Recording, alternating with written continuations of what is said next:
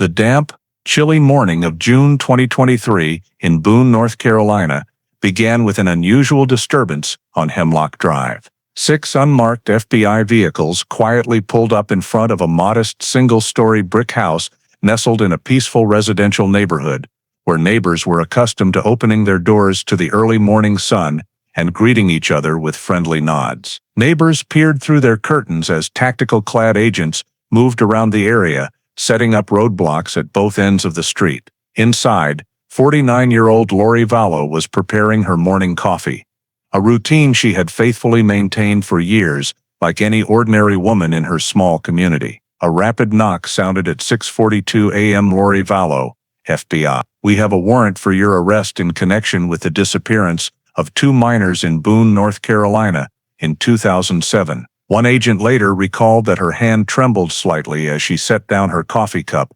but her face remained eerily calm, as if she had been waiting for this moment for 16 years. Before diving deeper into the story, don't forget to subscribe to the channel and hit the notification bell so you won't miss the latest cases. In June 2007, Boone, a small town tucked among the western North Carolina mountains, still moved at the slow rural pace of the American South. The main street running through downtown had only a few hardware stores, a pharmacy, and the weathered First Baptist Church with its faded wooden steeple. Here, everyone knew each other's names.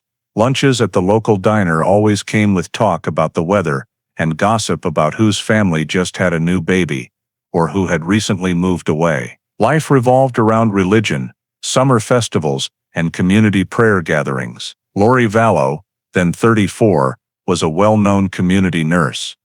She had moved to Boone with her 2 children, 15-year-old Tylee, who attended the local high school, and 8-year-old JJ, a lively boy with mild autism. The little family lived in a 2-story wooden house on the southern edge of town, where rows of pine trees covered the hillsides and a small stream ran along the property. Their life was simple and rarely drew attention. On the evening of Saturday, June 16th, Lori and her 2 children attended the summer festival organized by the church on an open field near Boone Creek. All 3 were seen by many people there.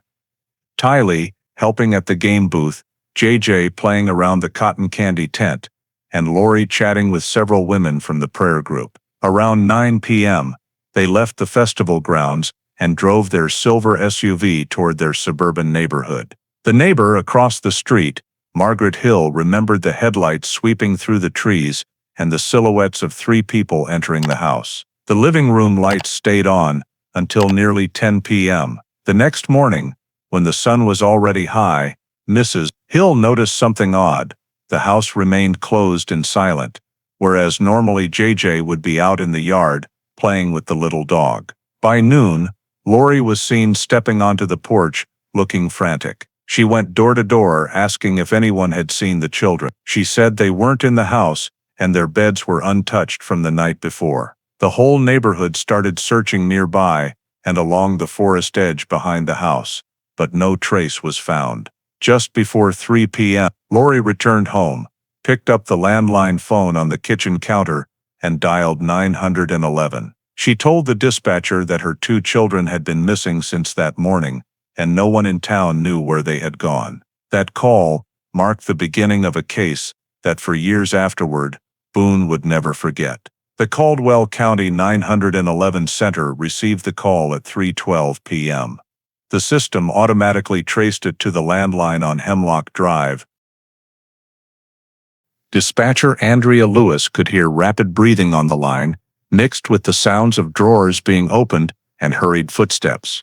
Lewis kept her voice calm and asked short, precise questions to confirm the details: address, full name, number of missing children, last time seen. Lori answered in fragments, saying the kids had vanished without a trace and all the doors were still locked. The recorded call was encrypted and sent directly to Boone patrol units. Less than 11 minutes later, the first police cruiser, a white Crown Victoria, turned onto the narrow road leading to the neighborhood with lights flashing. Officers Michael Carver and Jolene Marks were the first to arrive on scene. Lori was waiting on the porch, still holding the phone, looking exhausted. Carver told her to stay inside and began checking the surrounding area. All doors were locked from the inside, no pry marks, windows intact, no scratches on the doorknobs. In the living room, everything was tidy. An unwashed glass of milk and a few children's books remained on the table. The children's bedrooms were undisturbed. Beds neatly made, toys in their proper places. Closets still held all their clothes, nothing missing. Lori's bedroom showed signs she had just gotten up, wrinkled sheets, window slightly ajar. Carver used a flashlight to check along the walls, no footprints or mud. In the backyard the ground was dry, with no clear shoe prints, only some old tire ruts leading to the wooden fence. The small gate to the forest was ajar. He marked the area with reflective stakes and returned to write the initial report.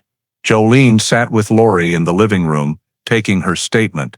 The three of them had come home around 9:30 p.m. After the church festival, the kids watched TV for a bit and then went to bed, and this morning they were gone. Lori said she had searched the entire house and even checked with neighbors, but found no sign of them. The preliminary report was sent to Caldwell headquarters at 1547 under the heading Missing Juveniles. Suspicious circumstances. A second support team of 4 officers and 1 crime scene technician was dispatched. At 1610, the property was cordoned off with yellow tape, and neighbors were asked to remain indoors. The tech van photographed the entire front, porch, windows, and the wooded area behind the house. Carver coordinated a perimeter search within a 1-mile radius that included vacant lots, the playground, and trails to the river. They found a few old, indistinct shoe prints in soft soil near the fence, but nothing definitive. Meanwhile, Jolene gathered the children's daily routine information and called the school and church to verify whether anyone had seen them that morning. No one had. By 1725, the tech team finished the initial sweep. The report sent to Chief Hank Danner stated, "No signs of forced entry, no clear physical evidence, low probability of voluntary departure." Danner signed the order to open an official case file, numbered C07045, classified as suspicious missing persons. Boone PD transferred scene oversight to Caldwell County. Dusk fell, low clouds settled over the Appalachians, and flashing police lights reflected on the wet pavement. Lori was taken to sit in a patrol car to sign statements and provide fingerprints for elimination purposes. The house was temporarily sealed, the living room light still on, the back door taped with an evidence seal. Neighbors gathered silently along the sidewalk, watching the yellow tape block the driveway. From the backyard the smell of damp earth rose on a light breeze, mingling with the sound of distant patrol sirens.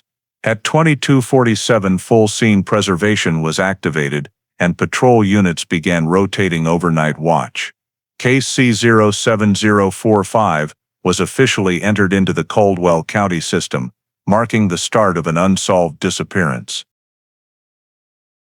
Early the next morning, Case C07045 was transferred to the Caldwell County Sheriff's Office, where Lieutenant Hank Danner, a 20-year veteran of missing persons experience, took official custody. The previous night's reports fit into a thin folder containing no physical leads to begin with. Danner arrived in Boone at 7:30 a.m. with 2 investigators from the Major Crimes Unit.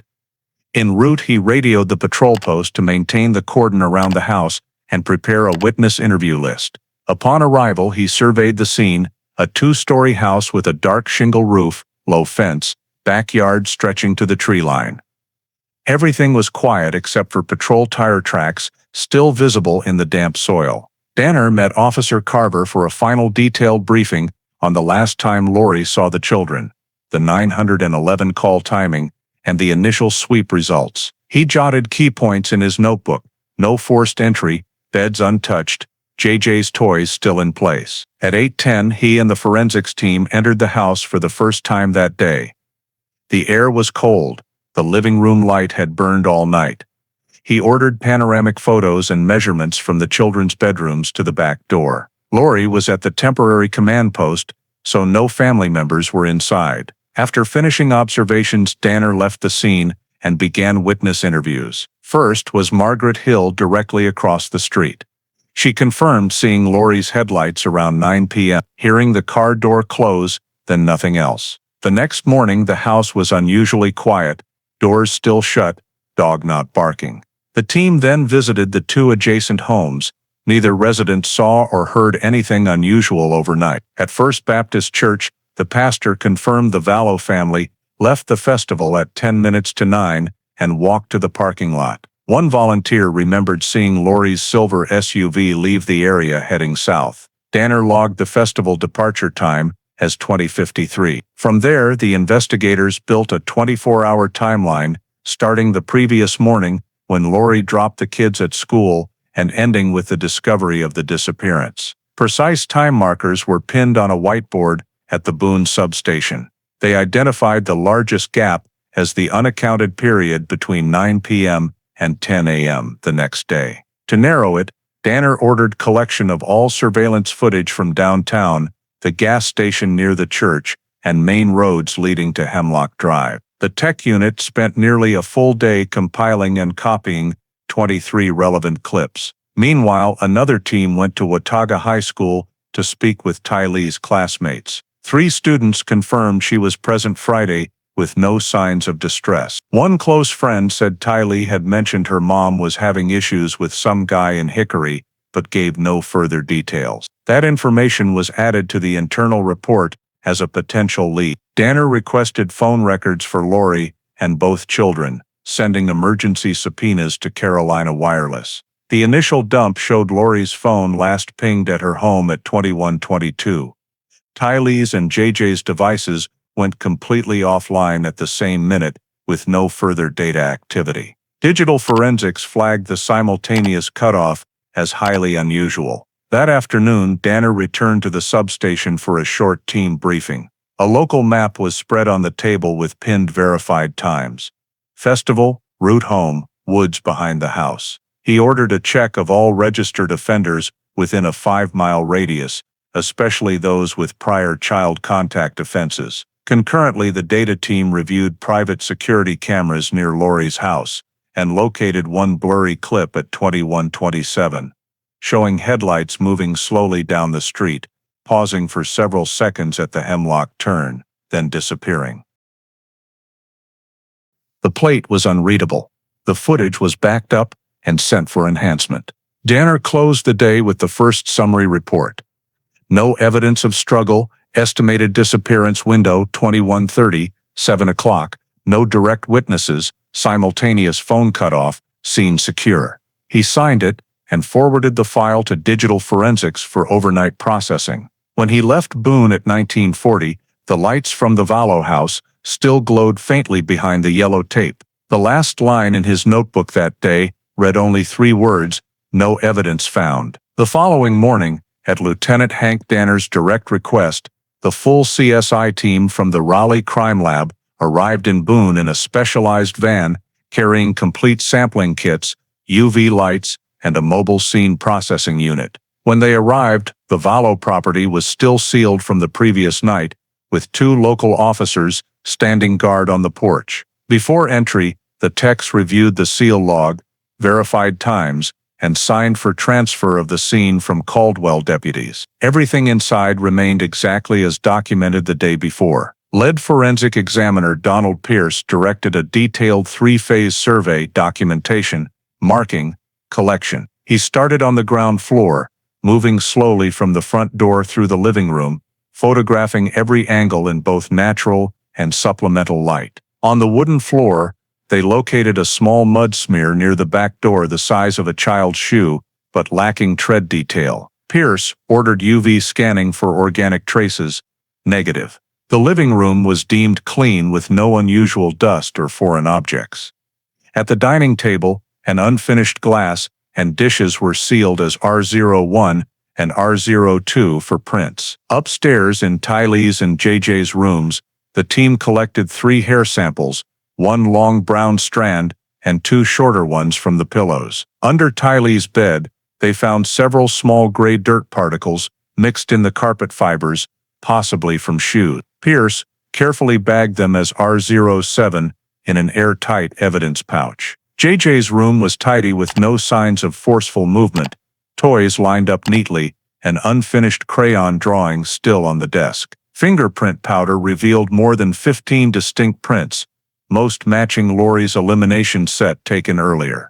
They closely examined the back door locks, knobs, and hinges, all undamaged, paint intact, confirming no forceful entry. In the backyard, morning sunlight filtered through the pines, illuminating the dry path. Near the fence, a faint child-sized shoe print, approximately size 3-4, consistent with an 8-year-old, pointed outward. Beside it was a 2-meter-long trail of broken grass. The CSI team placed aluminum frames for scale, photographed the scene, then sampled the underlying soil. No drag marks, no skids, just even steps ending at the wooden fence, where the ground dipped slightly into a drainage ditch. Pierce measured 1.8 meters from the last print to the gate, with no continuing marks on the other side. He noted the child may have walked to that point and either turned back or been lifted over. Along the forest edge, the team searched another 40 meters,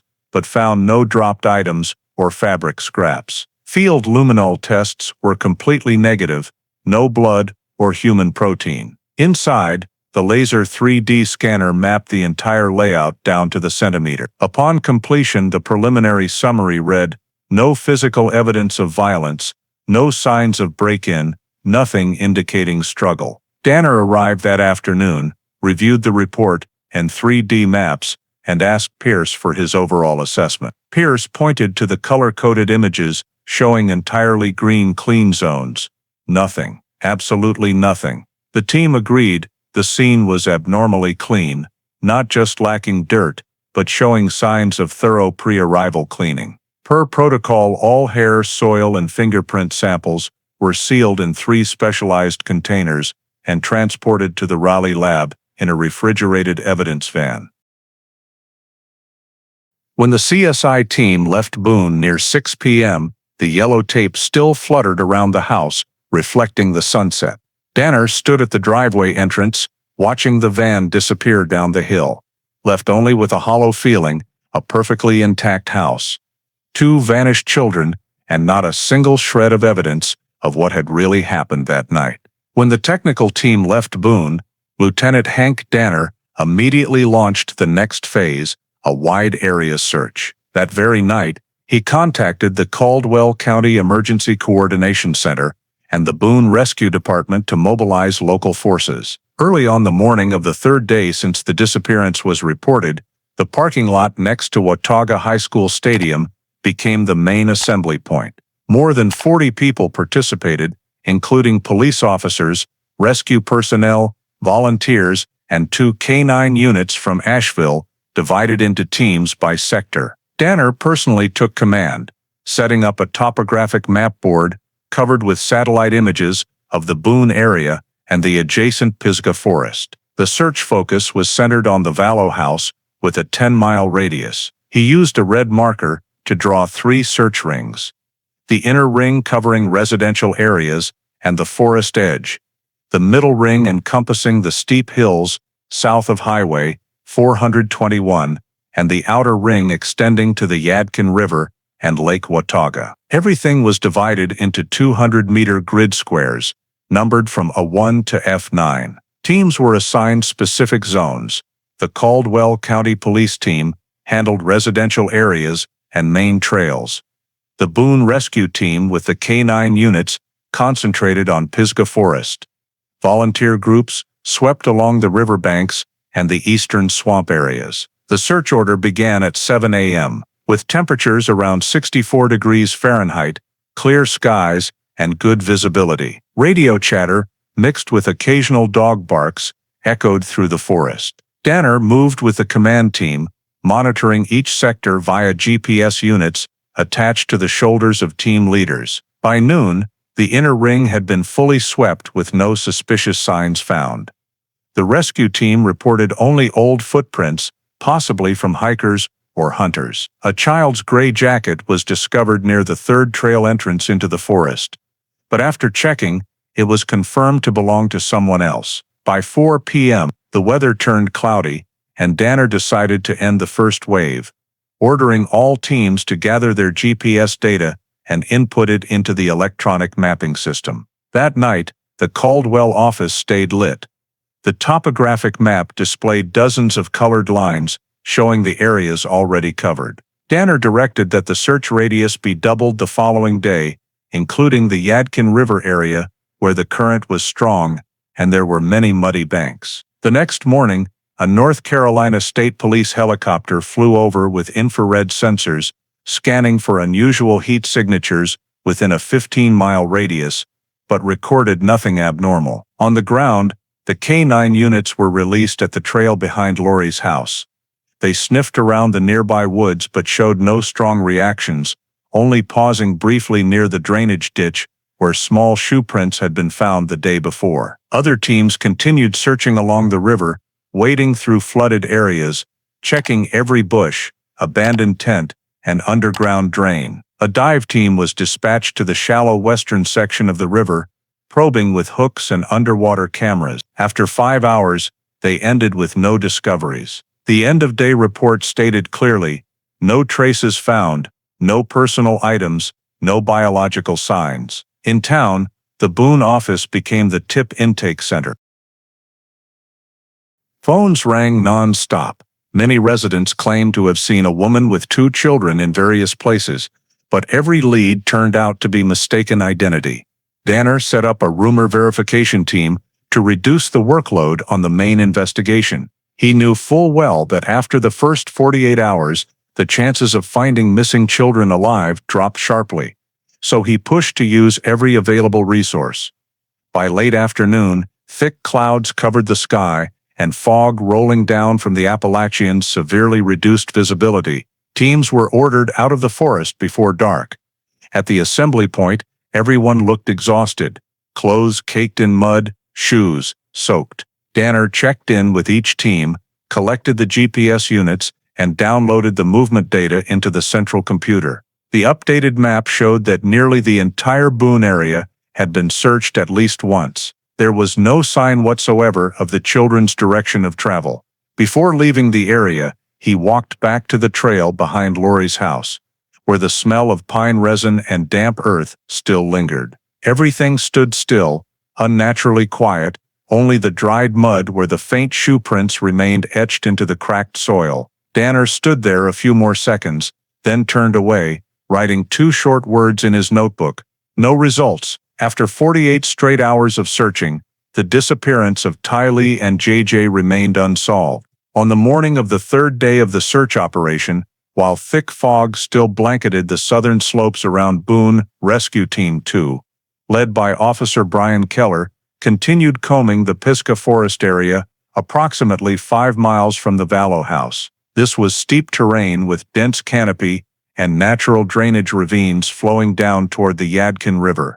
The team moved slowly southeast, using probe sticks and handheld GPS units to ensure nothing was missed. Around 9:40 a.m., as the sun began piercing the fog, one of the volunteers, Carl Harris, shouted that he had spotted something unusual near Trail 7, a child's shoe lying half-buried in dry leaves on the side of a dirt slope. Keller immediately ordered the entire team to freeze, marked the area with caution tape, photographed it in place, and radioed Danner's command center. Caldwell police arrived in under 40 minutes and sealed off a 10-meter radius around the object. It was a left-foot shoe, white with red trim, caked in dried mud, laces undone, sole worn in a clear V pattern, common for young children. No other items were nearby. The crime scene technician used tweezers to lift it, placed the shoe in an evidence bag labeled R18, sealed it on site, and transported it to the temporary command post at the Boone Stadium for detailed documentation. Danner arrived at the command post at 11 a.m., examined the photos, and compared them to items collected from the Vallow house. According to Lori's initial statement, JJ owned a pair of white sneakers with red stripes purchased in April. Danner ordered the evidence photos zoomed in. The sole measured 21 centimeters, matching JJ's school records. An order was issued the same day to send the shoe to the state lab in Raleigh. Before transport, it was photographed from 4 angles and laser scanned in 3D for a digital copy. Simultaneously, the discovery site was expanded by another 200 meters. Teams methodically sifted through leaf litter, using metal probes and handheld thermal scanners for buried objects, but found nothing else. GPS coordinates showed the shoe lay directly along a line, heading toward the Yadkin River, about 2 miles away, prompting Danner to note in his book, potential travel direction. At 1:30 p.m., the evidence was officially handed over to the transport vehicle heading to the state lab. While awaiting results, he ordered the mapping team to build a virtual terrain model simulating the route from the Vallow house to the discovery site and assess whether an 8-year-old could realistically travel that distance. The results showed steep terrain with many rock crevices, making natural nighttime travel highly unlikely. Danner fell silent, stared at the elevation curve on screen, then ordered a temporary halt to reallocate search directions. In Raleigh, the shoe arrived at the forensics lab at 5 p.m. the same day. Processing began immediately. Photography, measurements, sole pattern scan, DNA testing, and soil analysis. Preliminary results, sent the next morning, confirmed the size as exactly 21.1 centimeters, consistent with a 7 to 8-year-old. The style and pattern matched the pair Lori described. Beneath the sole, the lab found gray soil containing mineral traces characteristic of the Boone area. Clay granite mix common around Hemlock Drive, indicating the shoe had been in the Vallow home area before reaching Pisgah Forest. Surface DNA on the sole matched epithelial cells previously collected from JJ. The report was signed by Chief Examiner Catherine Miles and transmitted to the Caldwell office at 9:12 a.m. the following day. Danner read it, drew 2 red lines under the conclusion. Match probable with JJ Vallow, 99.3%.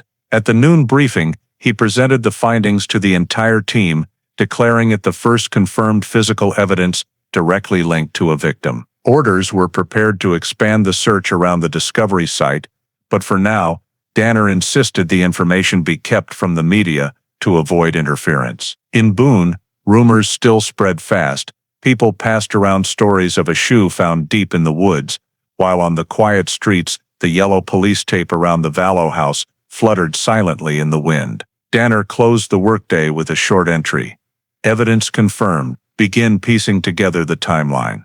The forensic report, confirming the shoe belonged to JJ, prompted Lieutenant Hank Danner to shift the investigation toward family factors, zeroing in on Lori Vallow's relatives and those closest to her. In the Caldwell office, he ordered detailed background files compiled, starting with marital status, residence history, religious activities, and personal relationships. Civil records showed Lori Ann Vallow, born 1973 in San Antonio, Texas, had been married twice, most recently divorced in 2006, then moved to Boone with her 2 children. She worked as a community nurse, had no criminal record, but possessed an unusual religious history. Local church records indicated she did not belong to any mainstream congregation, and instead attended private, semi-closed prayer meetings held at private homes. When police examined Lori's phone records and emails for the previous 3 months, they discovered repeated contacts with a man named Chad Daybell, living in Hickory, about 60 miles from Boone. Danner had the tech team verify his identity. Chad was an independent pastor and founder of the unregistered religious group Children of Light. Posts and archived videos on his social media revealed extremist ideology, emphasizing soul cleansing and God's chosen before the apocalypse. Lori appeared multiple times in membership lists as an assistant. Danner determined their connection required thorough verification. On June 23, he sent 2 investigators to Hickory to work with local police and gather information on Daybell. Neighbors described a man in his 40s, living with his wife Tammy and 5 children, regularly holding weekend religious gatherings. His home contained a recording studio where he produced online sermons. One witness stated Lori had visited in early May with both children and stayed for the entire prayer session. Danner noted this as the last confirmed sighting of JJ and Tylee outside Boone. Back at the office, he expanded background checks to other family members. The Arizona State Judicial Database revealed Lori had a brother, Alex Cox, arrested in 2002 for assaulting a man named Charles Vallow, her ex-husband. The conviction stemmed from family conflict. Cox was found guilty of aggravated assault, received a 3-year suspended sentence, and moved to North Carolina in 2005. Credit card location data placed Alex living 25 miles from Boone in the small town of Granite Falls. Investigators visited the address but found the house empty. Neighbors said he only came by occasionally, usually driving a green pickup truck. The fact that both Chad Daybell and Alex Cox were within an hour's drive of Boone caught investigators' attention. Danner created a preliminary connection chart: Lori, follower; Chad, leader; Alex, relative with violent history. All three were marked in red on the relationship diagram. To strengthen the links, he ordered call history analysis. In the 2 weeks before the disappearance, Lori and Chad exchanged more than 40 calls, including 7 lasting over 10 minutes, some after 10 p.m. Lori also called Alex 3 times, one of them just 4 minutes before the summer festival. State telecom records confirmed Alex's phone pinged a Boone cell tower on the evening of June 16, when the children were supposedly still at home. This was noted in the internal report as presence confirmed, probable contact. Reviewing all the data, Danner saw the trio's relationship went far beyond ordinary acquaintance. He directed the financial analysis team to check for money transfers or shared accounts. Initial bank records revealed Lori received a $2,000 electronic transfer from an account in Chad Daybell's name on June 12. 4 days before the children vanished. The transaction purpose was listed as pastoral support. Danner underlined it in red with the note possible payment link. In the daily summary report, he described Lori as individual with extreme religious beliefs, closely tied to self-appointed pastor Chad Daybell, with brother Alex Cox, previously convicted of violent crime. The three became the primary persons of interest in missing persons case C07045. Danner ended the day by pinning the relationship diagram to the command board.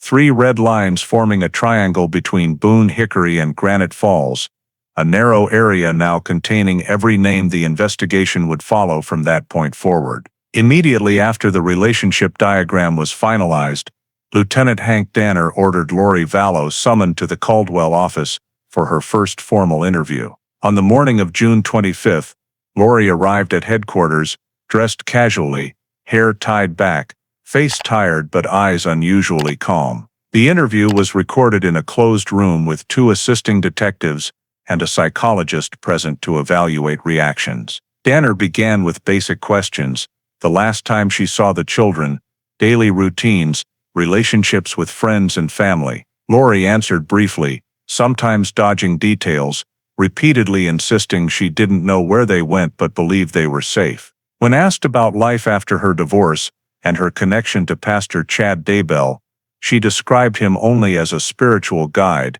and denied any intimate relationship. Danner observed her body language. Whenever Chad's name came up, her voice lowered and her eyes clearly shifted. He pivoted to questions about religious beliefs, and Lori immediately sat up straighter and spoke at length. She described a period of purification and the selection of bright souls. When asked if the children were part of that selection, she replied that God chose them before they were born, and sometimes the chosen must walk their own path. The statement silenced the room for several seconds. Danner noted, metaphysical thinking, non-specific.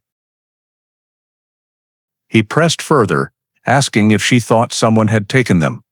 Lori smiled faintly and said, "If it is God's will, no human can stop it." When asked directly whether she believed her children were still alive, she looked away and answered vaguely, "They are somewhere, much better than this Boone." Danner changed tactics and asked her to recount the night of June 16 in detail. She described the festival, Ty Lee helping set tables, JJ eating candy and getting tired so they left early. However, she claimed they left the festival at 9:30 p.m. Contradicting church witnesses who said 8:53 p.m., when confronted, Lori said she didn't remember exactly and changed the subject to feeling watched lately. He added to the record, inconsistent statement, altered timeline. The interview lasted over 2 hours, but Lori only repeated vague phrases, light, purification, God's selection. When asked again about Chad Daybell, she said, he can see what others cannot, and that Chad says some people no longer have real souls. She offered no further explanation. At one point, when Danner asked if anyone in the religious group could have harmed her children, Lori gave a soft laugh and replied, no one can harm God's own. The investigators exchanged glances. The psychologist quickly jotted notes. Lori's tone stayed even, her gaze distant, showing no worry, fear, or remorse. Danner noted the clear emotional detachment between her words and the situation. When he showed her the photo of the shoe found in the woods, Lori glanced at it briefly, turned away and said, that's just a shell, my child's soul isn't there. The psychologist immediately wrote, manifestation of extreme religious belief, possible delusional disorder. Danner kept his voice calm and moved to questions about her brother Alex Cox. Lori said he had helped her move, was very loyal and protective of family, and denied he was in Boone that night. Yet location data showed Alex's phone pinged a local tower at 9:30 p.m. When confronted, Lori stopped speaking, looked down silently for nearly a minute, then said, I don't remember, maybe coincidence. Danner ended the interview at 11:45 a.m. Total duration 3 hours and 12 minutes. In the post-interview debrief, he and the team reviewed the recording. Lori's expression barely changed. She showed no emotion when discussing the children, only animation when talking about religion. The psychologist's preliminary conclusion, subject exhibits mildly delusional beliefs, tends to interpret events through supernatural will. Emotional response inappropriate to context. Danner noted, insufficient basis for clinical diagnosis but requires monitoring. He ordered the full video archived, copied to the main case file, and sent transcribed excerpts to the prosecutor's office for review. As Lori left headquarters, she turned to the door guard and quietly said, God will bring them back. The remark was recorded in the daily report, and when night fell, Danner sat alone in his office, staring at the children's photos on the bulletin board. He knew he had just interviewed not simply a mother who lost her children, but a woman who believed everything happening was part of an order beyond human reason. Immediately after the Lori interview concluded, Lieutenant Hank Danner shifted focus to Hickory, the town where Pastor Chad Daybell lived and held his Children of Light prayer meetings. From the phone data obtained, Danner confirmed that communication between Lori and Chad continued in the days following the children's disappearance, indicating they maintained regular contact.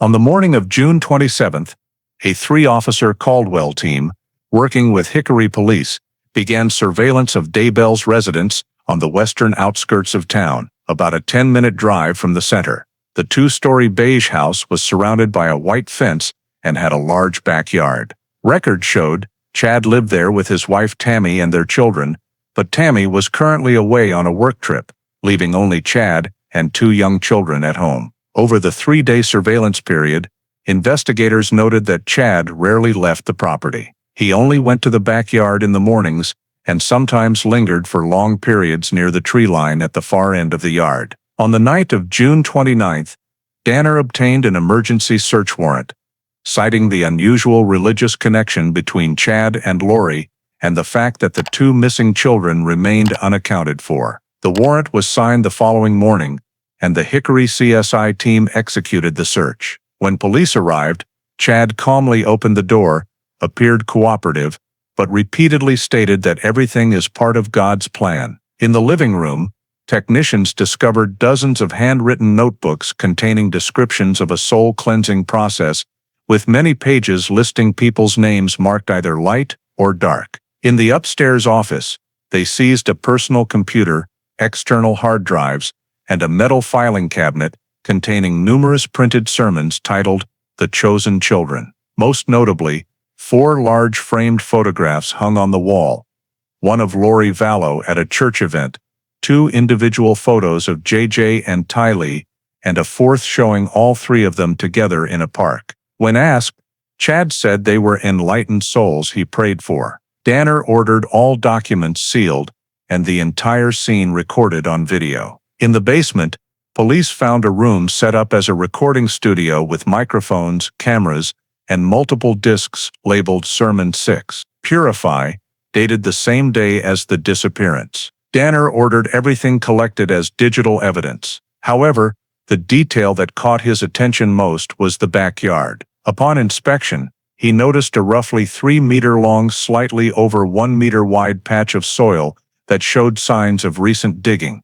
The dirt was still moist and mixed with freshly cut roots. A shovel and pickaxe stood propped against the fence nearby. Danner ordered the area cordoned off and called in the forensics team. Using ground-penetrating radar (GPR), technicians detected anomalous readings approximately 60 centimeters below the surface. The area was carefully excavated, but only garden debris, old plastic bags, and a rusted metal frame were found. No human remains or biological material, soil and plastic samples were nonetheless collected and sent to the Raleigh lab. Throughout the search, Chad Daybell remained calm, sitting on the front porch bench, repeatedly talking about light and resurrection. When asked about Lori, he said, "She is the one who carries the final mission, and the 2 children are witnesses." Danner noted the statements, assessing them as lacking legal evidentiary value, but indicative of extreme religious delusion. The search lasted 6 hours and concluded in the late afternoon. In total, more than 20 items were seized, including religious documents, recording equipment, hard drives, and photographs. Everything was sealed and transported to Caldwell for analysis. In his interim report, Danner wrote, "No biological traces or direct evidence related to the disappearance were found. Purpose of freshly turned soil undetermined, likelihood of concealment low." However, the existence of materials about chosen children and photographs of the 2 victims led him to request continued surveillance of Chad Daybell. A financial investigator additionally reported that Daybell had transferred multiple small amounts to Lori via digital wallet over the previous 3 months, totaling more than $4,000. Every transfer was labeled donation. Danner assessed that the payments could represent support for a religious group, but might also conceal a personal relationship. When the search ended, Chad was not arrested due to insufficient legal grounds. He walked the team to the gate, said, "God will show you the truth when the time comes," and closed the door. That evening, Danner returned to Boone and briefed the command center in a short meeting. He concluded, "No direct evidence, but the degree of connection between Lori and Chad cannot be dismissed. Their religious ideology shows signs of deviation. Continued monitoring required." In the handwritten note sent to the state prosecutor's office, Danner underlined the final 2 lines: Daybell residence, non-mainstream religious activity, suspicious yard area. Insufficient grounds for charges, but place under continuous surveillance. After the search of Chad Daybell's home yielded no definitive results, Lieutenant Hank Danner redirected the investigation to the remaining vertex of the suspect triangle, Alex Cox, Lori's brother. Phone location data had already placed his signal in Boone on the evening of the disappearance, coinciding with the time Lori claimed she was home with the children. Danner ordered the technical team to pull all financial transactions and purchase records for Alex over the prior 3 months. The bank report received on July 2nd revealed a series of unusual purchases in the first week of June: 30 meters of military-grade paracord, 2 rolls of heavy plastic sheeting, rubber gloves, and 3 5-gallon gas cans from a hardware store in Granite Falls. All paid in cash on June 8th, exactly 8 days before the children vanished. Store security footage showed a middle-aged man with short hair and a heavy build matching Alex Cox's description. Danner had still frames extracted, printed, and added to evidence. Additionally, a separate transaction was recorded at a gas station near Hickory at 10:12 p.m. on June 16th. The same night Lori claimed to be home. State highway cameras also captured a green Ford F-150 pickup with plates registered to Alex traveling toward Hickory at 9:58 p.m. and returning toward Granite Falls at 1:40 a.m. Danner confirmed the plate through toll booth photographs at Station 17. With this chain of data, he decided to summon Alex Cox for questioning at Caldwell headquarters. On the morning of July 4th, Alex arrived with his attorney, appearing confident and stating he had only gone to Boone that day to bring some items to his sister. When asked what items, he replied, "A few home repair things and some religious materials." However, when confronted about the paracord and plastic sheeting, Alex claimed he bought them to cover an old car from the rain. Danner showed him the store surveillance photos. Alex remained calm and said, "Yeah, that's me, but it was just for personal use." Danner then moved to the location data. When presented with images of the Ford traveling Highway 321 toward Hickory on the night of the disappearance, Alex insisted, "I was just test driving the truck." But when asked why he needed 3 full gas cans, he fell silent for several seconds before saying, "Just in case." This statement conflicted with a Granite Falls witness who reported seeing Alex's truck leave his residence around 9 p.m. with something covered by a tarp in the bed. When asked if he stopped in Hickory, Alex replied, "Maybe, I got lost." All contradictory responses were documented in detail. Throughout the interview, Alex attempted to appear cooperative but became evasive whenever Lori or Chad was mentioned.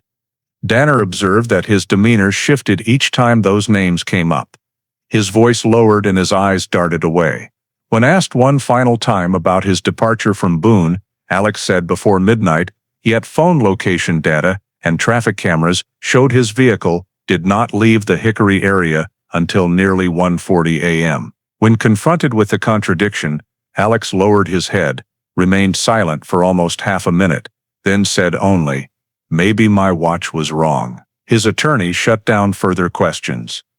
The interview lasted 4 hours with no confession. After he left, Danner ordered the technical team to create a detailed travel map for Alex on June 15 and 16 using toll data, cell pings, and fuel card records. The resulting map showed the truck traveled the Boone-Hickory route at least twice, with 2 to 3 hour stops in the suburbs, segments that included the area near Chad Daybell's home. Danner wrote in the report, "Indirect contact confirmed, high probability of coordinated activity." For further verification, he contacted a convenience store near Hickory, where Alex's truck had stopped. Exterior camera footage showed a man approximately 6'1", 6'2", wearing a gray shirt and black baseball cap, entering to buy 2 bottles of water and a pack of cigarettes, exiting after 5 minutes. Something covered by a tarp was visible in the truck bed. The object could not be identified,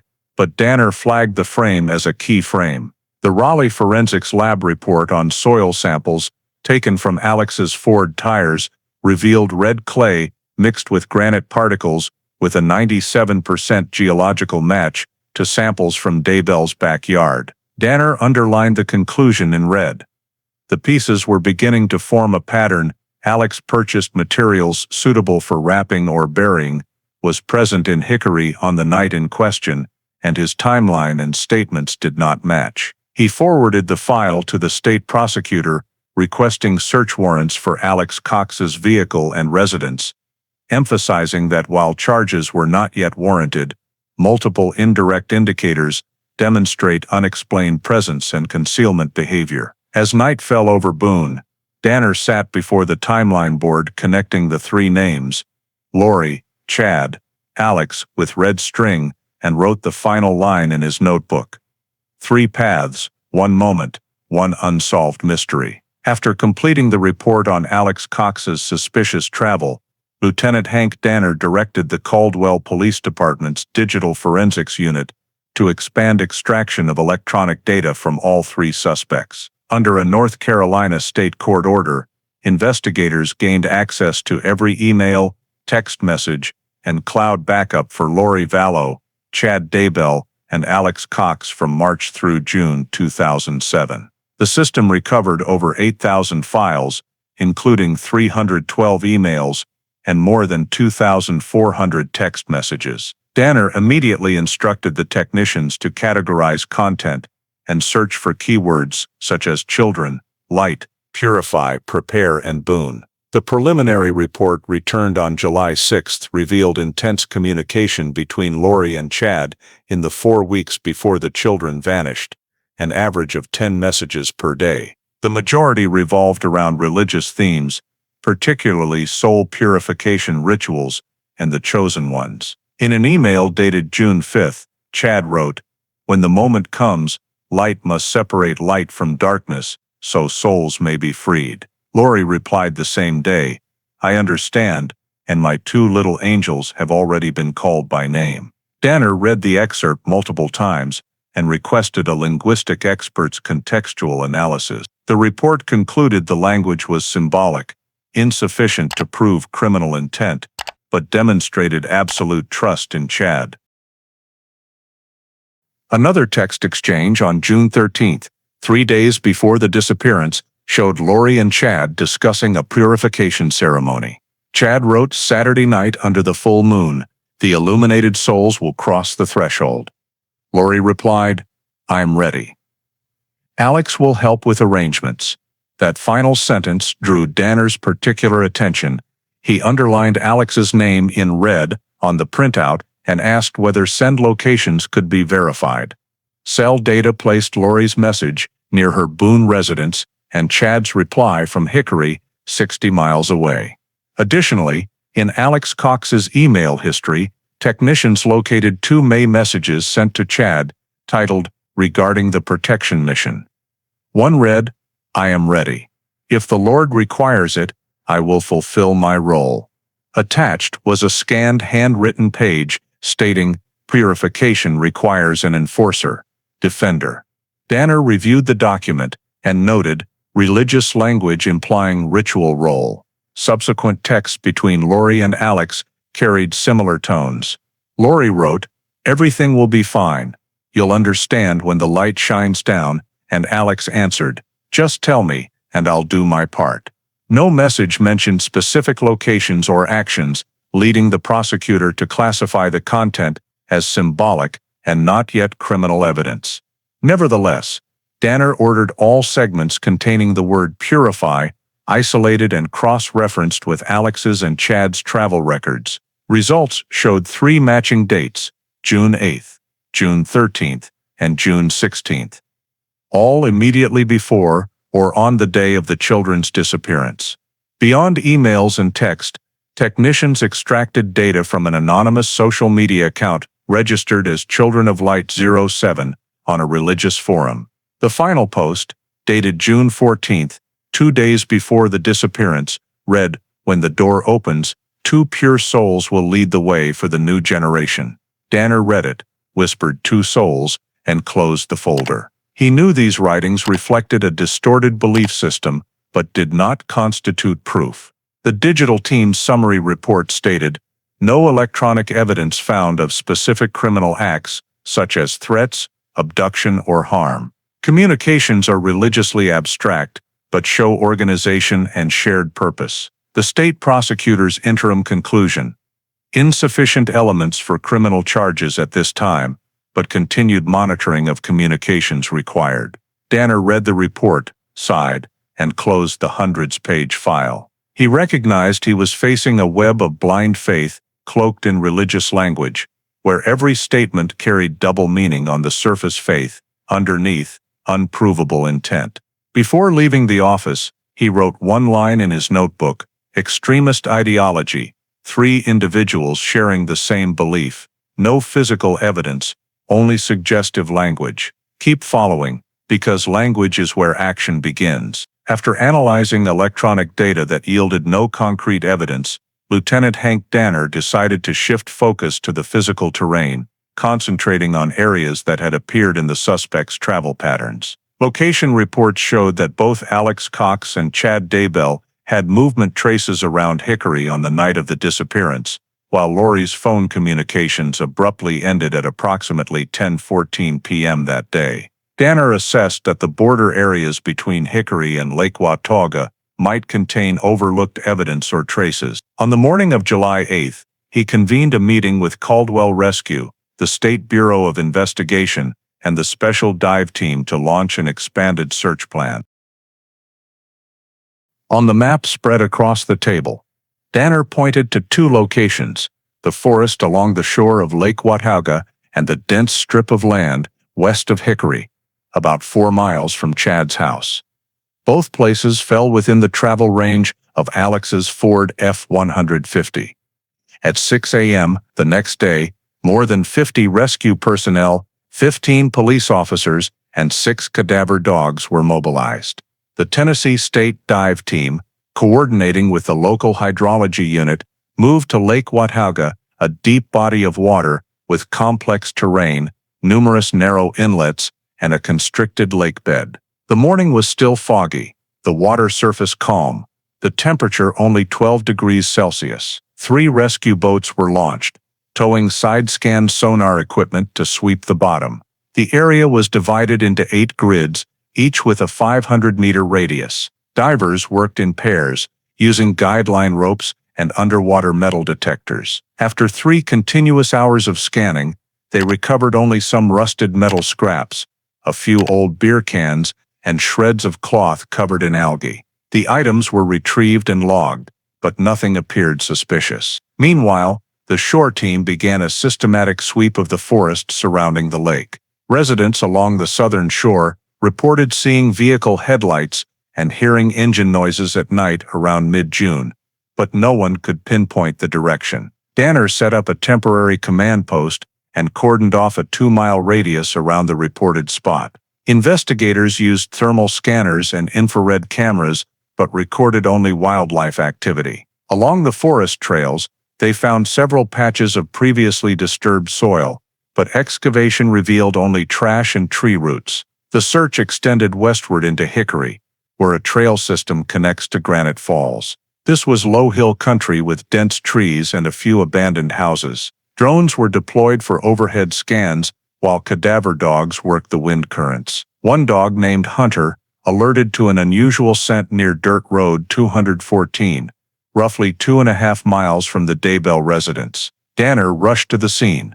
The ground there was damp, with many broken branches, but there were no signs of burial or concealed objects. The technical team brought in ground-penetrating radar, but no anomalies were detected. The negative result prompted Danner to grip his notebook tightly and write negative, need to expand. That afternoon, light rain began falling, making trails slippery, and teams were gradually pulled back. The 12-hour operation concluded with no new physical evidence and no biological traces. In the report sent back, the hydrology team leader wrote, "The central depth of Lake Watauga exceeds 60 meters.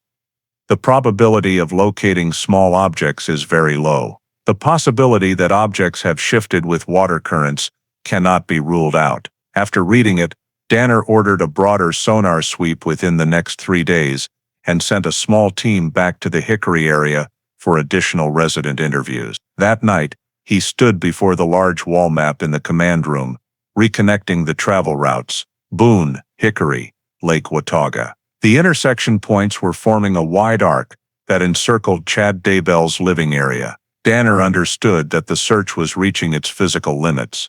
Hundreds of soil samples, more than 10 kilometers of shoreline, yet still no sign that could answer where the 2 children had gone. As night fell, he signed the report closing the 18th day of the operation.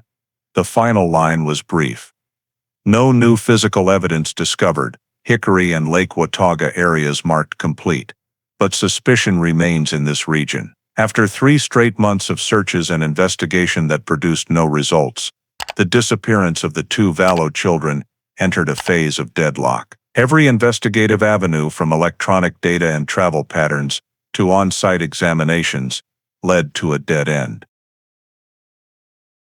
Lieutenant Hank Danner's consolidated report, dated September 20th, 2007, stated that no additional physical evidence had been obtained beyond the child's shoe found in Pisgah Forest. Soil, water, material, and DNA analyses all returned negative. There were no blood traces, biological tissue, or signs of violence inside the home. Soil samples, taken from Alex Cox's Ford, only confirmed presence around the Hickory area and did not establish a connection to the disappearance. The State Bureau of Investigation suspended further analysis due to lack of comparison evidence. The Caldwell prosecutor's office, after reviewing the entire file, concluded there was insufficient basis to file criminal charges against Lori Vallow, Chad Daybell, or Alex Cox. Danner received a short memo from the prosecutor's office. No bodies, no crime scene, no direct witnesses. That conclusion hung like a verdict over the entire summer's effort. Rescue teams were gradually stood down. The command post at Lake Watauga was dismantled.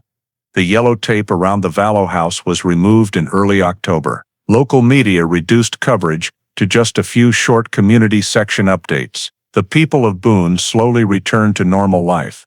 But those who had participated in the searches still felt the case had closed too quickly. Danner held a final meeting with coordinating units on October 12 and announced the suspension of active investigation. He read aloud the evidence list, only 7 items, then quietly signed the document, transferring the file to cold case status.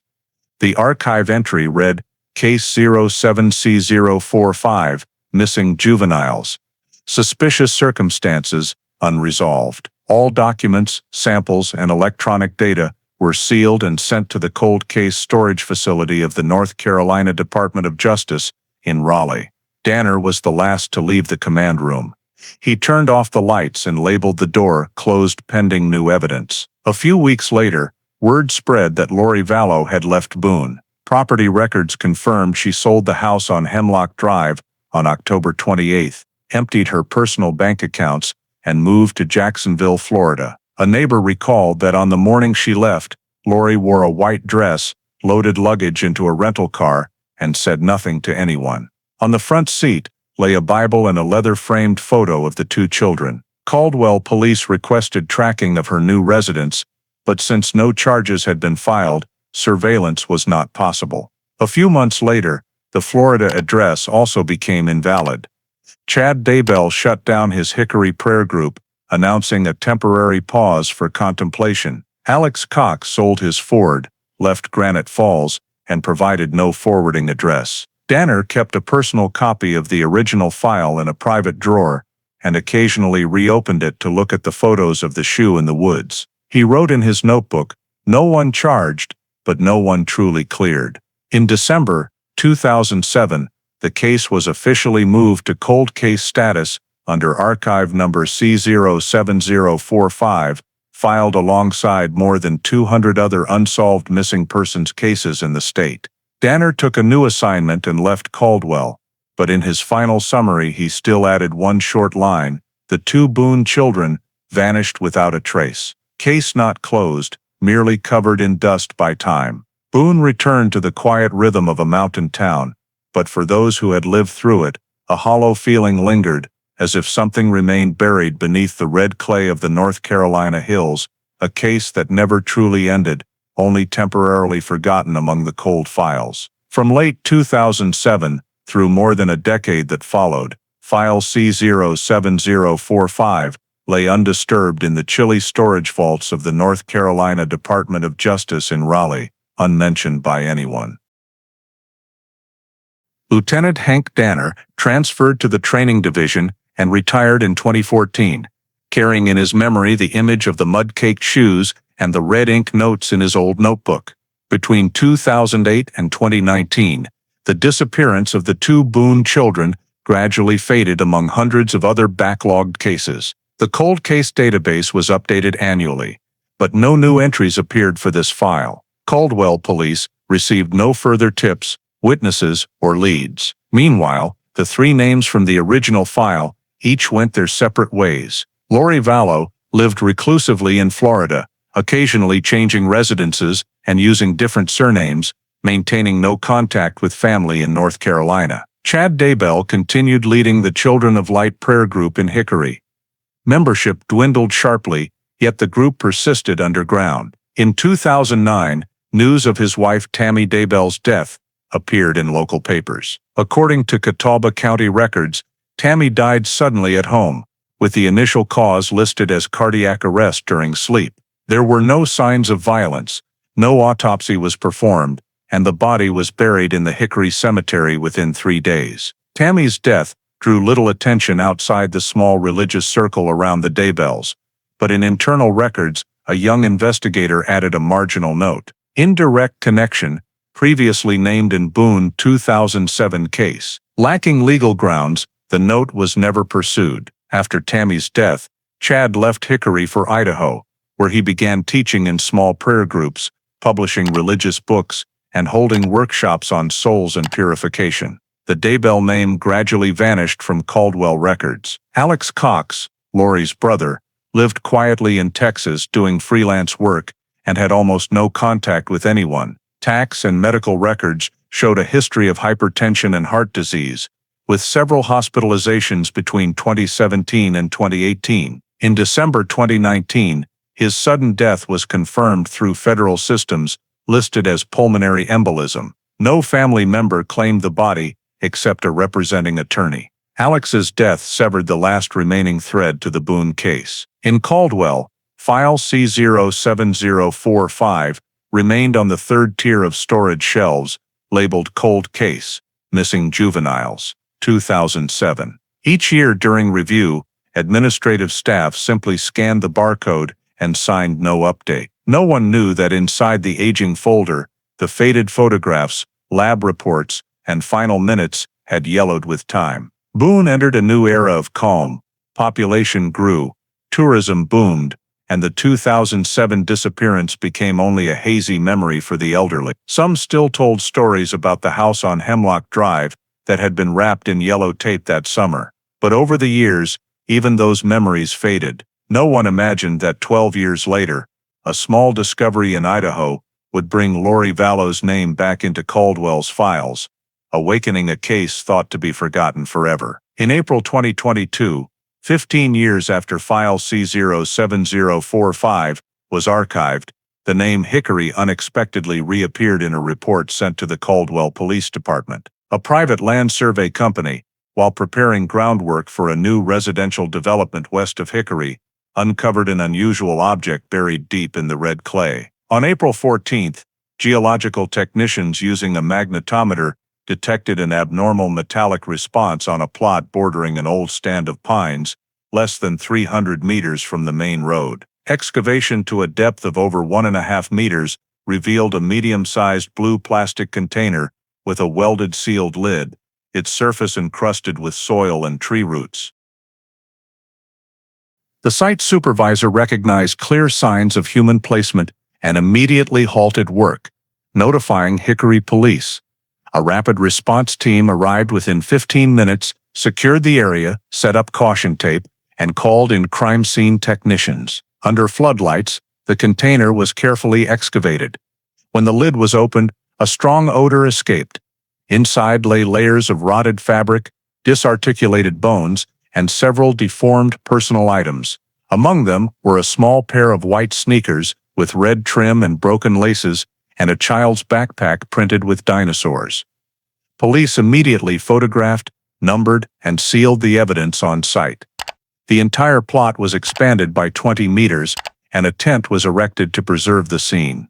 That same night, the Hickory investigation team notified Caldwell police because the discovery site was less than 3 miles from Chad Daybell's former residence, and within the area searched during the 2007 Boone case. The following morning, the Raleigh State Forensic Lab received the container and all accompanying evidence. Preliminary examination confirmed human remains, primarily limb bones and an incomplete skull, along with smaller bone fragments, possibly belonging to a second individual. Samples were separated, individually numbered, and sent for DNA analysis. Technicians also noted additional items: faded pink cotton fabric scraps, a nearly destroyed plastic ID card bearing only the legible characters TIL. The initial Hickory forensic report concluded, high probability of human remains, burial time exceeding 10 years. Due to the gravity of the find, the case was urgently escalated to the state level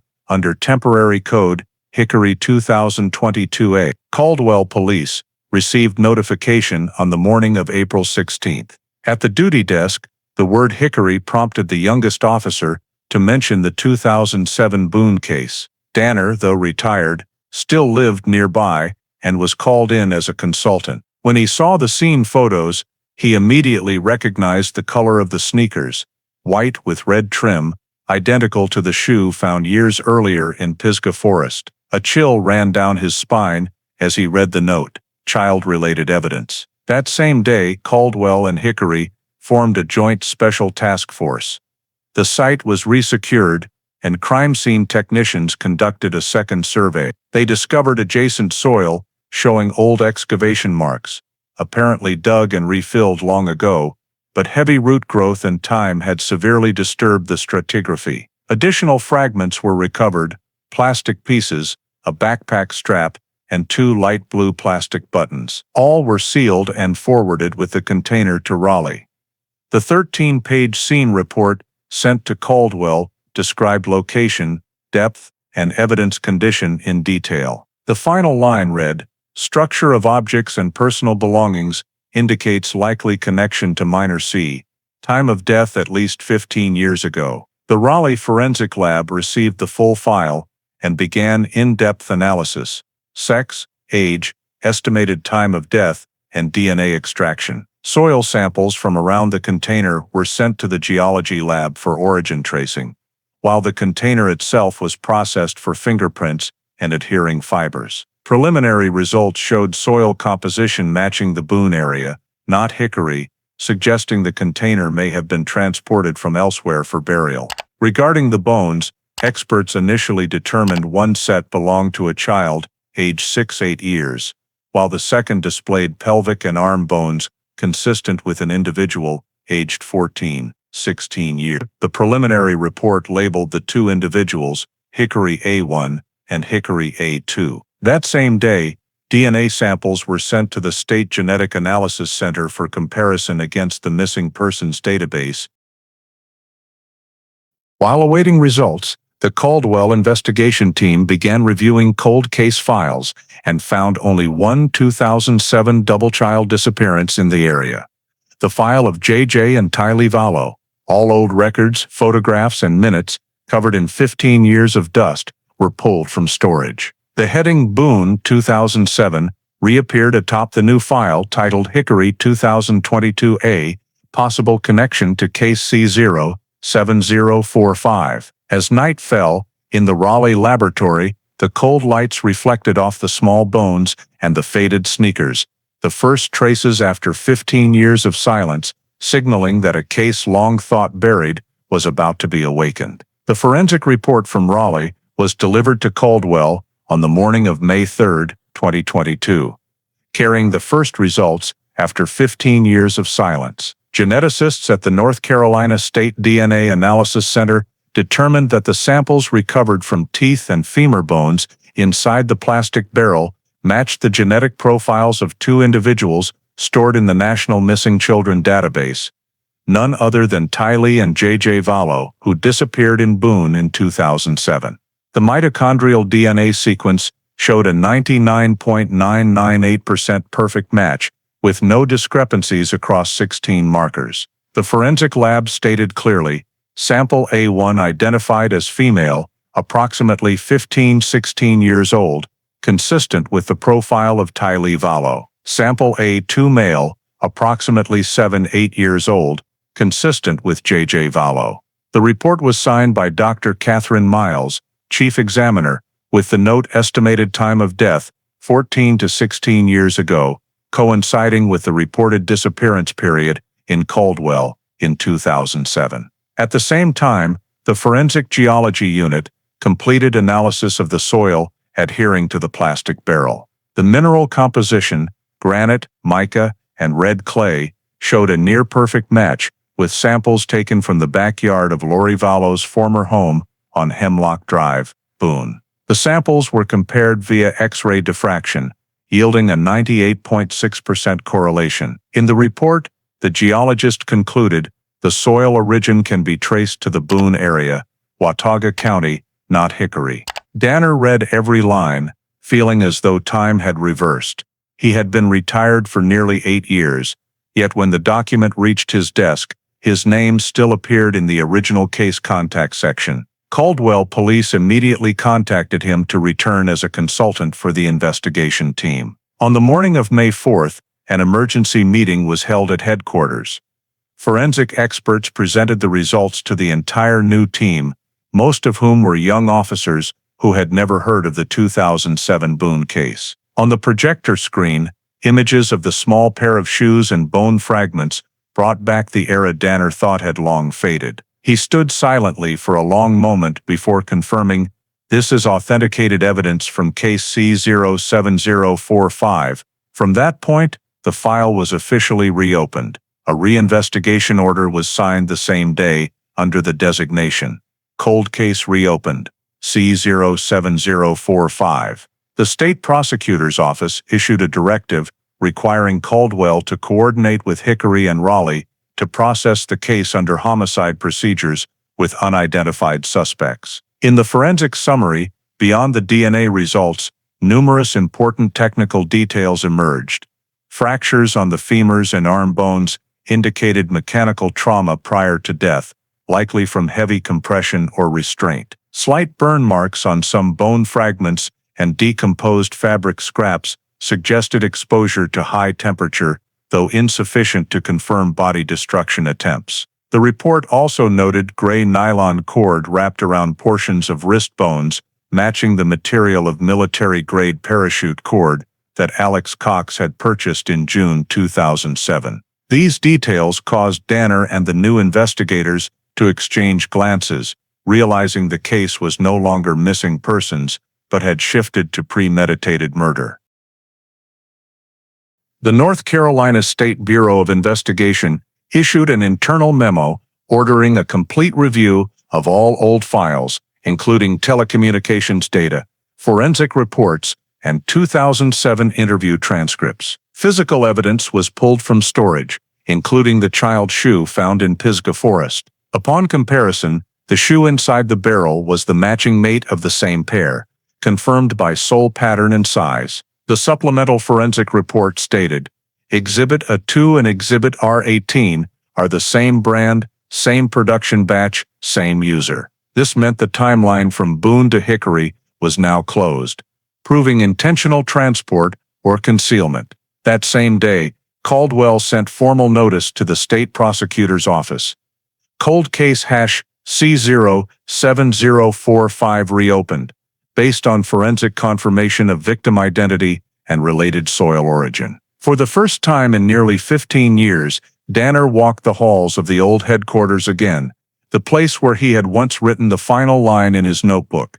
The two Boone children vanished without a trace. Now the traces had returned, and with them the duty to restore the truth. Outside, a light rain fell over Hickory.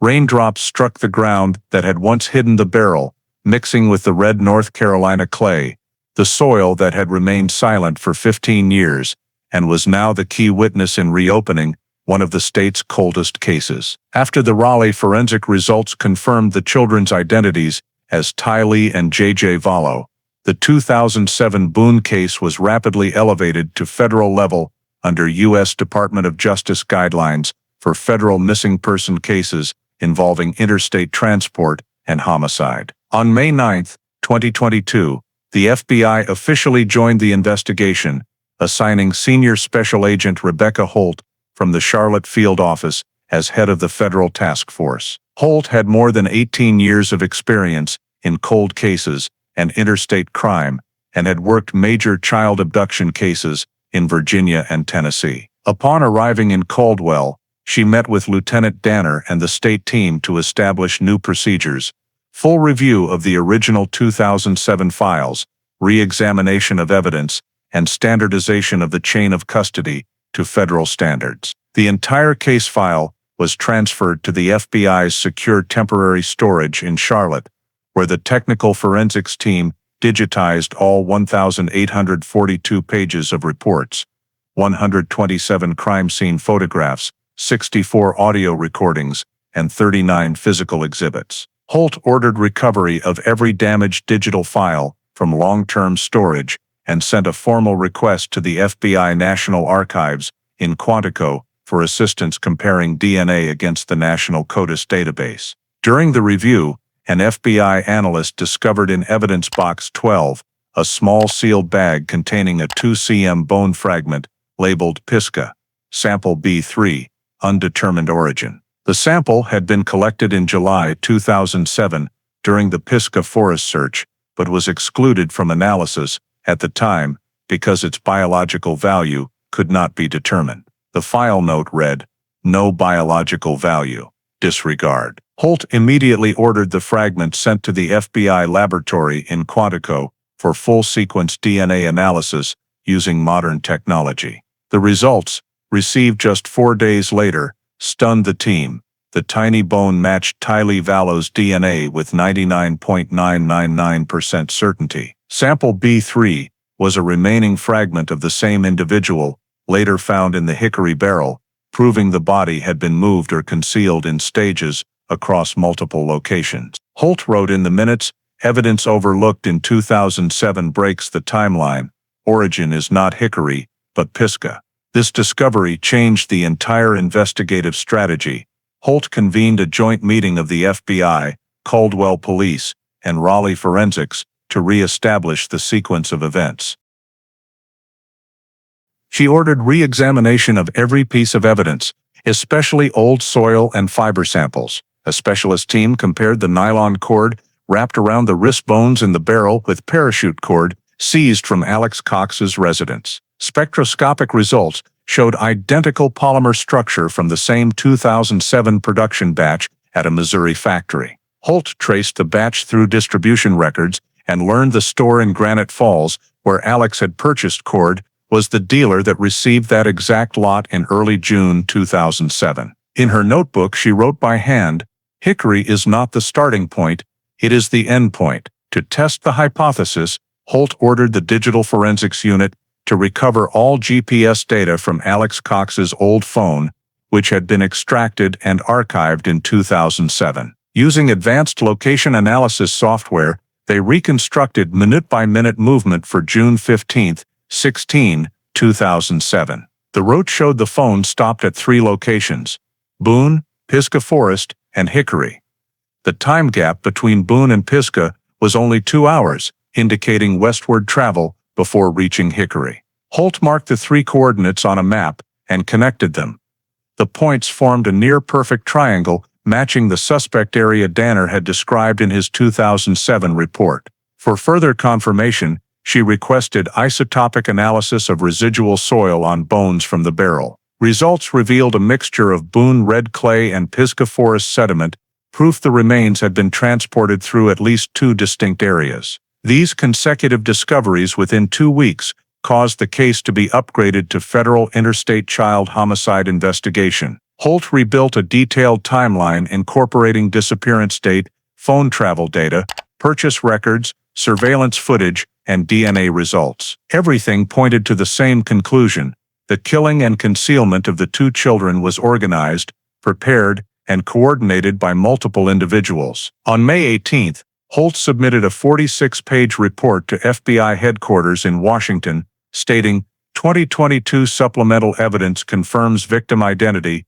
proves physical transport chain from Boone Pisgah Hickory, and indicates involvement of 1 or more adults. 2007 case restored and elevated to special federal investigation. In an attached note, she added, sample B3, overlooked evidence, restored truth. In Caldwell, Danner read the report and stared for a long time at the line, B3, Boone 2007. He understood that the tiny bone fragment forgotten in cold storage for 15 years was the key that unlocked the entire story. Now, with FBI resources and modern technology, the case was no longer buried in the past. The first step was complete.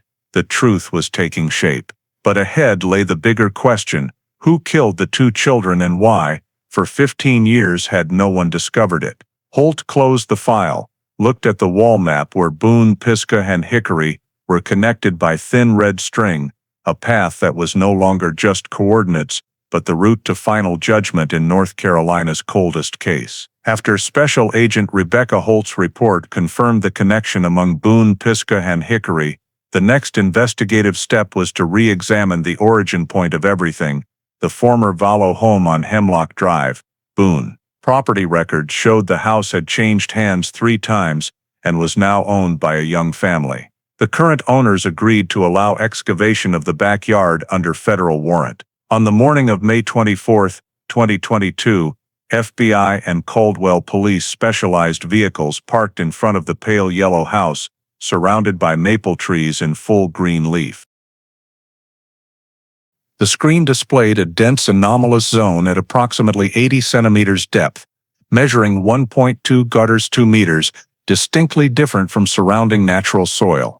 Danner, standing beside her, recognized it as the spot suspected in 2007, but never excavated due to insufficient legal grounds.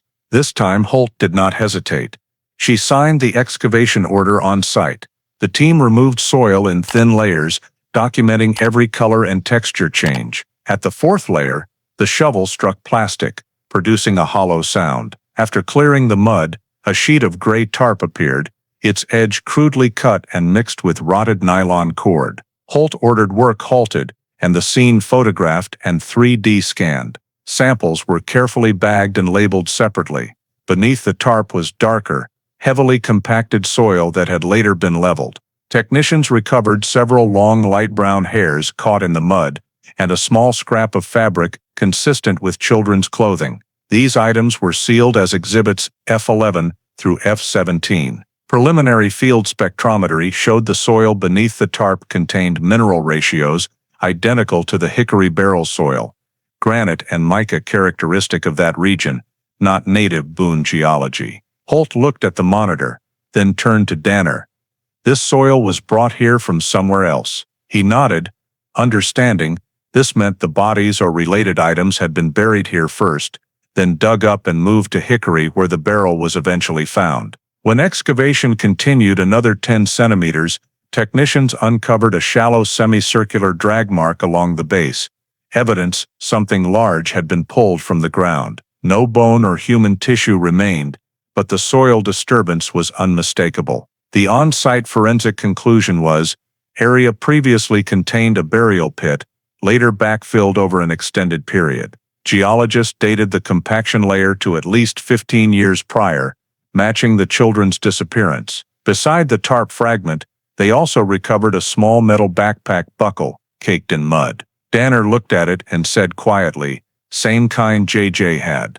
The remark silenced the team for several seconds. Holt ordered the entire excavation sequence documented, then transferred all evidence to the Charlotte lab for DNA, fiber and soil analysis. Preliminary results returned 3 days later, confirming the brown hairs carried Lori Vallow's DNA. The soil chemistry and microbiology were identical to the hickory barrel sample. The report stated, high probability the remains were temporarily buried at this location before relocation. The federal task force concluded this was the initial burial site, where the victims were hidden for a short period immediately after disappearance. Danner read the report and fell silent, remembering the little backyard swing that used to hang there. Holt added to the master summary, evidence site F. Boone, North Carolina. Initial burial location confirmed. Contaminated soil matches hickory sample. That line marked a new turning point.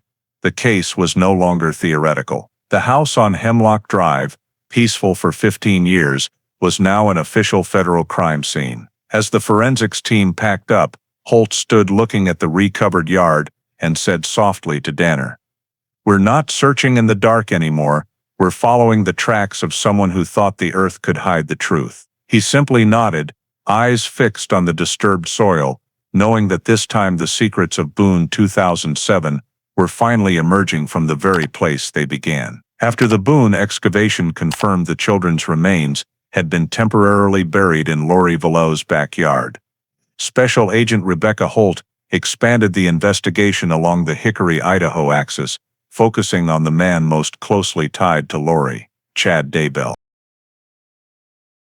In the old files, the 2009 death of his wife Tammy Daybell had been recorded as cardiac arrest during sleep, with no signs of violence and no autopsy performed.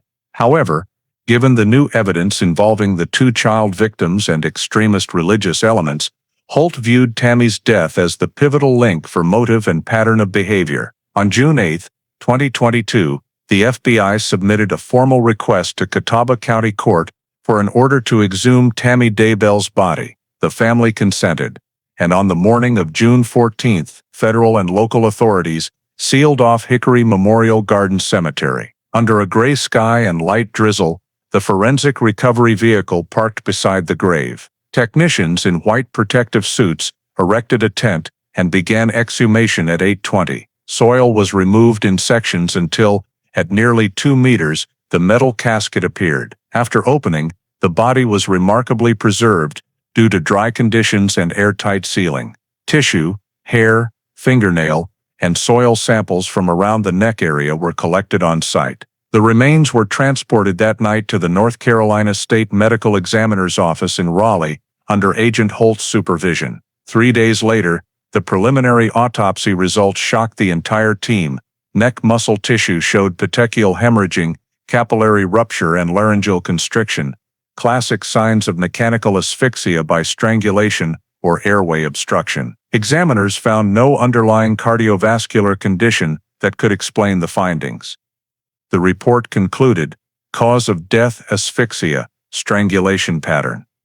Beneath Tammy's fingernails, forensic specialists recovered skin cells and tiny dark blue fabric fibers. DNA comparison against the database matched Chad Daybell, the husband, who had claimed he was sleeping in another room and discovered her no longer breathing the next morning. The lab concluded, husband's DNA present in neck injury zone and under fingernails, indicating direct contact during asphyxiation. Holt read the findings, placed her hand on the table edge, and said quietly, Tammy didn't die in her sleep. She was murdered. She ordered further toxicological screening of blood and fatty tissue, which revealed lorazepam levels 4 times the therapeutic dose, suggesting the victim was sedated before being strangled. Danner, present at the briefing, noted DNA confirms violent contact, mechanism proves intent. The exhumation of Tammy Daybell became the final piece connecting the 15-year crime chain, Boone, Pisgah, Hickory Memorial Gardens. Everything revolved around the same 3 names, Lori, Chad, and Alex. Holt immediately updated the federal report, Tammy Daybell exhumed 06-2022, cause of death, determined as mechanical asphyxia, with husband's DNA present. 2009 death reclassified as homicide. Soil adhering to the casket also contained granite particles, matching the Boone samples, likely transferred via clothing or tools used by someone involved in the burial. These small details reinforced the assessment. The group surrounding Lori Vallow and Chad Daybell followed a systematic pattern, transport, concealment, and use of religious justification for criminal acts. Reading the final conclusion, Holt felt the full weight of what they faced, not just murder, but a series of deliberate killings masked in religious language. That night, she sat in her Charlotte office, before a 2009 photograph of Tammy Daybell, eyes still bright and trusting, unaware her faith had been exploited by the husband she called a man of God. Holt opened her notebook and wrote the first line of the new federal case chapter, Tammy Daybell homicide confirmed. Direct link to Chad Daybell. As night rain fell on Hickory, the light in Holt's office stayed on, and for the first time since 2007, the full picture of the Boone case emerged, not as scattered theories, but as a real system of crime that began with distorted belief and ended in the cold North Carolina soil.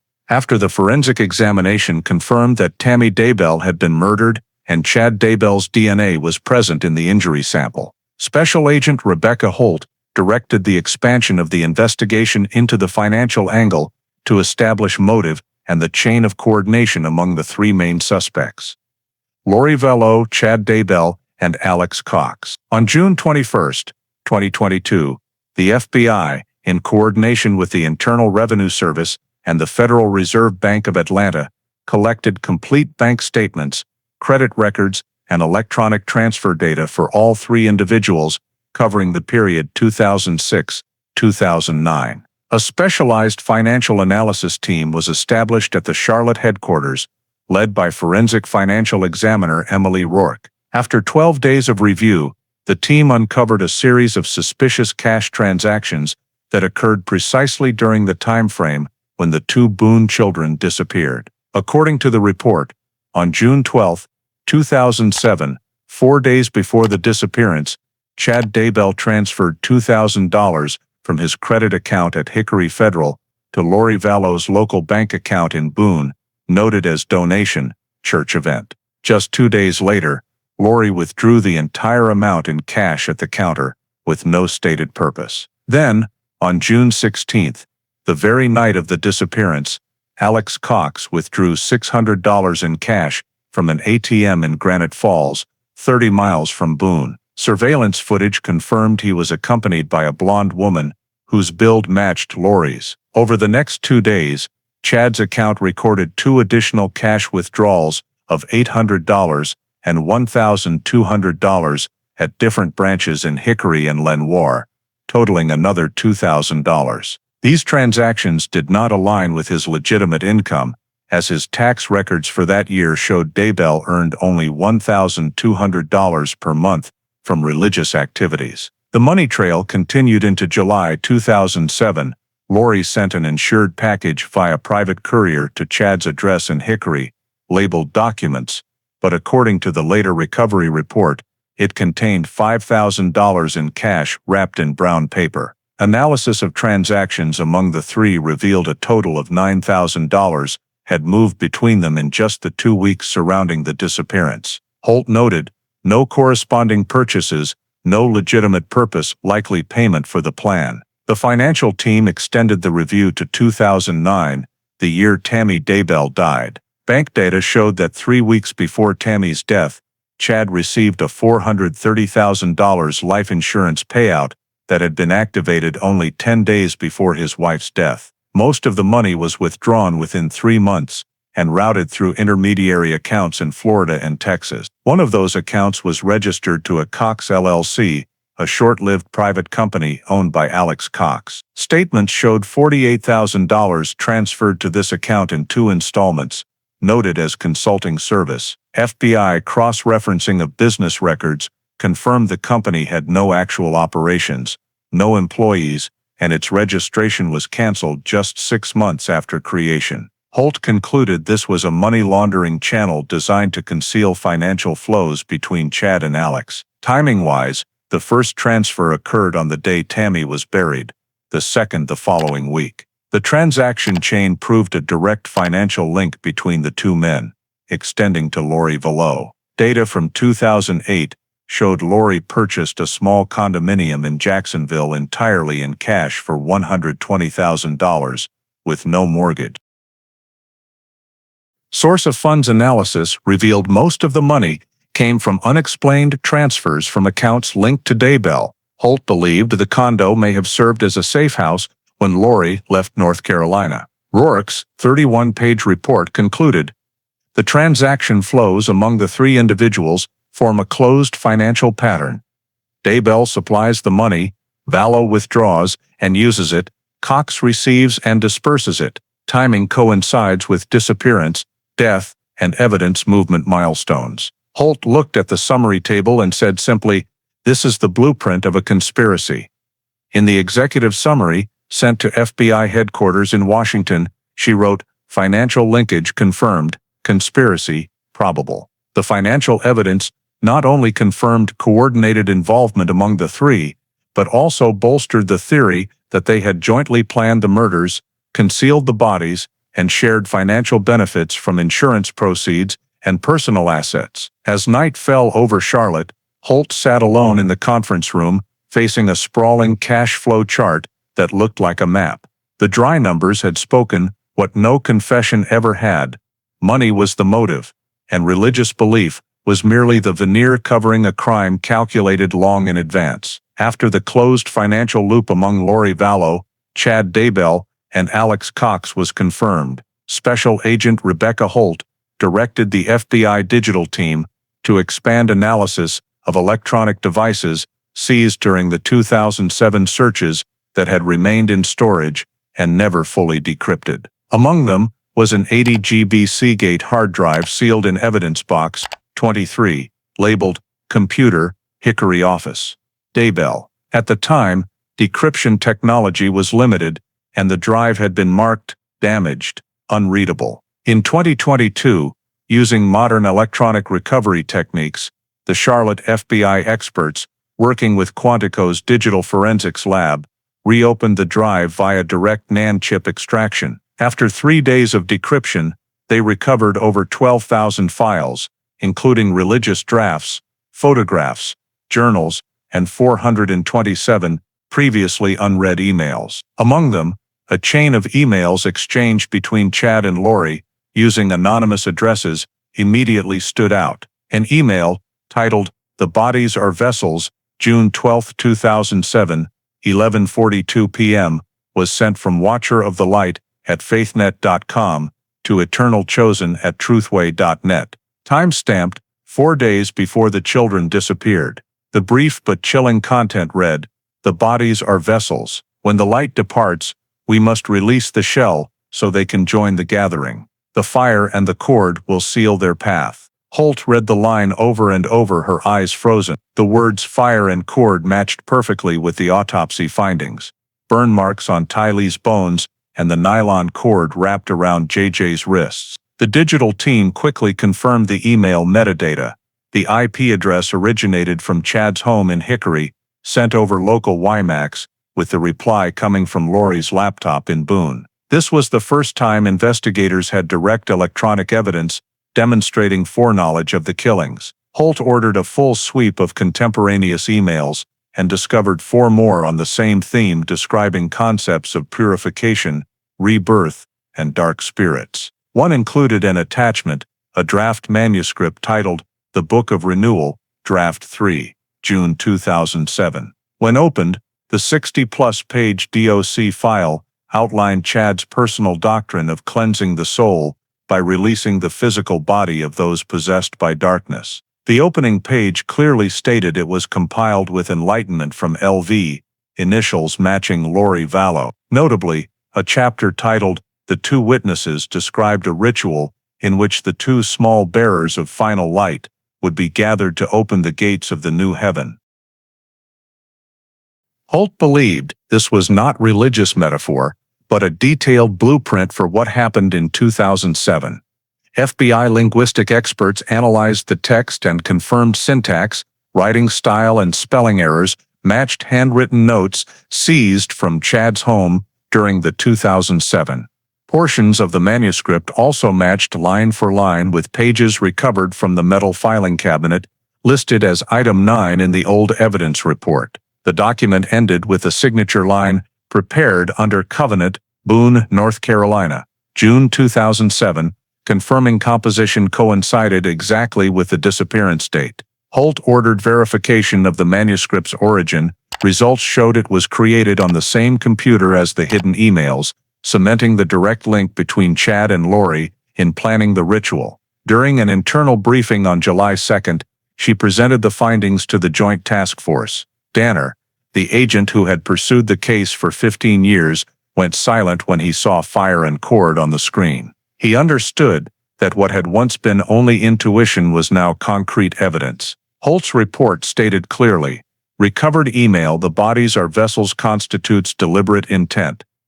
Language consistent with murder ritual planning. Draft manuscript aligns chronologically and linguistically with 2007 disappearance. The digital forensics lab compared fonts and sentence structure, confirming the manuscript was not copied from any existing religious text, but was Chad Daybell's original work, with content contributions from Lori. Additionally, the same drive contained an unsent draft email to Alex Cox that read, "Defender, your role is close. When the time comes, bind the shells and cleanse them with flame." Those sentences matched perfectly with the cord and burn evidence recovered. Holt carefully preserved all files, creating 3 sealed hard copy backups. She knew a single email was enough to transform the case, from suspicion to intent, from theory to proof. When the meeting ended, only the glow from the projector remained in the room, the words "The bodies are vessels" still displayed against the black background, like a cold confession from the past that 15 years of earth and time could not bury. The discovery of the email chain and the Book of Renewal manuscript marked a critical turning point, but to solidify premeditation, Special Agent Rebecca Holt needed a living witness who could confirm that the rituals described in the documents had actually been performed in real life. In late July 2022, the Joint Task Force reviewed the list of individuals who had participated in the Children of Light religious group in Hickory between 2006 and 2009. Among more than 40 names, one stood out: Zulema Parker, now living in Mesa, Arizona, who had been listed in 2007 tax records as the group's spiritual festival coordinator assistant. Residency records showed she left North Carolina in late 2008 and cut contact with Daybell after the group dissolved. On August 2nd, Holt and two agents flew to Arizona and approached Parker at her home. The thin, quiet woman in her 50s was initially guarded, but when Holt explained the investigation's progress, especially the re-identification of the children's remains, she broke down in tears and agreed to cooperate. The recorded interview lasted over 5 hours. Zulema stated she joined Children of Light in 2006 through prayer meetings, led by Chad Daybell in Hickory. Chad called himself the Chosen Prophet, Lori the Keeper of Light, and Alex Cox, the Protector. She said the group conducted secret purification rituals performed only by those three core members. Zulema was tasked with preparing the space, candles, symbolic items such as paracord, aromatic oils, and white candles. She said she personally witnessed at least 2 such rituals in June 2007, during which Chad read from handwritten scripture, Lori prayed beside him, and Alex handled the physical portion of the ritual. According to her, the second ceremony took place during the week of the Boone Church Summer Festival, in a rented house on the outskirts of Hickory. The room was lit only by candles, the floor covered with gray plastic sheeting, and Chad demanded absolute silence. Zulema said she left midway because something felt wrong, but before walking out, she heard Lori mention 2 small bright souls that needed to be released. When Holt asked if she saw children present that night, Zulema paused several seconds and answered, "I only heard something like crying, then it stopped." The statement silenced the interview room. Holt asked her to describe the trio's actions in more detail. Zulema clearly remembered Chad holding a brown-covered notebook, later confirmed to be the seized Book of Renewal manuscript, and reading aloud, "The body is only a vessel, fire and cord will seal the passage." Lori knelt in prayer, while Alex carried a heavy cloth bag and placed it against the wall. After the ritual, the group left, and the next morning, Lori called Zulema to say, "The light has been gathered." From that day forward, she decided to leave the group. Holt showed her photos of the children's shoes recovered from Pisgah Forest. Zulema recognized the style, saying she had seen identical shoes in Lori's car trunk when they were preparing for a ritual in June 2007. Zulema's full statement was recorded, signed under oath, and immediately transmitted to Charlotte and Washington. The summary report read, "Direct witness confirms existence of ritual matching electronic document content. Witness describes conduct consistent with timeline preceding disappearance." Federal prosecutors deemed Zulema's testimony especially valuable because she was not a suspect and had no financial interest in the case. When asked why she had remained silent for 15 years, she replied, "I was afraid of them, and afraid of what I believed back then. I thought they were doing something sacred." Holt heard not just guilt, but lingering fear in her voice. Before the interview ended, Zulema asked that her identity be shielded from the media, and whispered, "Lori believed the children didn't die, they were just taken to the world of light." Chad told her that once the ritual was complete, the day of salvation would come. "I don't know what they did, but I know that night, someone never came back." Leaving Mesa, Holt carried the nearly 20-page transcript. In her August 6 report to Charlotte, she wrote, "Testimony of Zulema Parker corroborates digital evidence and reconstructs the ritual event of June 2007 involving Lori, Chad, and Alex. Human witness confirms premeditation and physical participation." That statement became the only living bridge from the email The bodies are vessels to the actual events of that fateful Boone night, and with it, the curtain of faith that had hidden the crime for 15 years began to tear, revealing a truth the red North Carolina soil could no longer conceal. After completing Zulema Parker's statement, the FBI transferred all remaining stored evidence from Hickory and Boone to the FBI laboratory at Quantico for expanded forensic examination. Special Agent Rebecca Holt requested DNA, soil composition, and physical trace cross-comparison between the two crime scenes to establish an undeniable link between the disappearance site and the body recovery location. On August 14, 2022, the biology team led by Dr. Raymond Lee opened Evidence Box 18, containing the gray plastic sheeting excavated from Lori's backyard in Boone during the original June search. Samples were cut, processed via fluorescence spectroscopy and epithelial cell extraction. Results revealed female DNA matching Lori Vallow's reference profile with an error rate of only 0.001%. Additionally, the sheeting surface showed traces of diluted blood protein and long brown hairs consistent with Tylee's biological profile. This confirmed the tarp had direct contact with the victim before burial. Concurrently, examiners isolated the paracord recovered from the plastic tub in Hickory. 4 mm nylon cord with charred ends. Under electron microscopy, trace male epithelial cells were detected around the knots, along with faint fingerprints. DNA analysis matched the sample to Alex Cox's genetic profile at 99.98% certainty. For the first time since 2007, investigators had direct biological evidence tying Alex to the items containing the children's remains. The cord also showed traces of white candle wax and fine ash particles, consistent with the cleansing by fire ritual described in Chad Daybell's writings.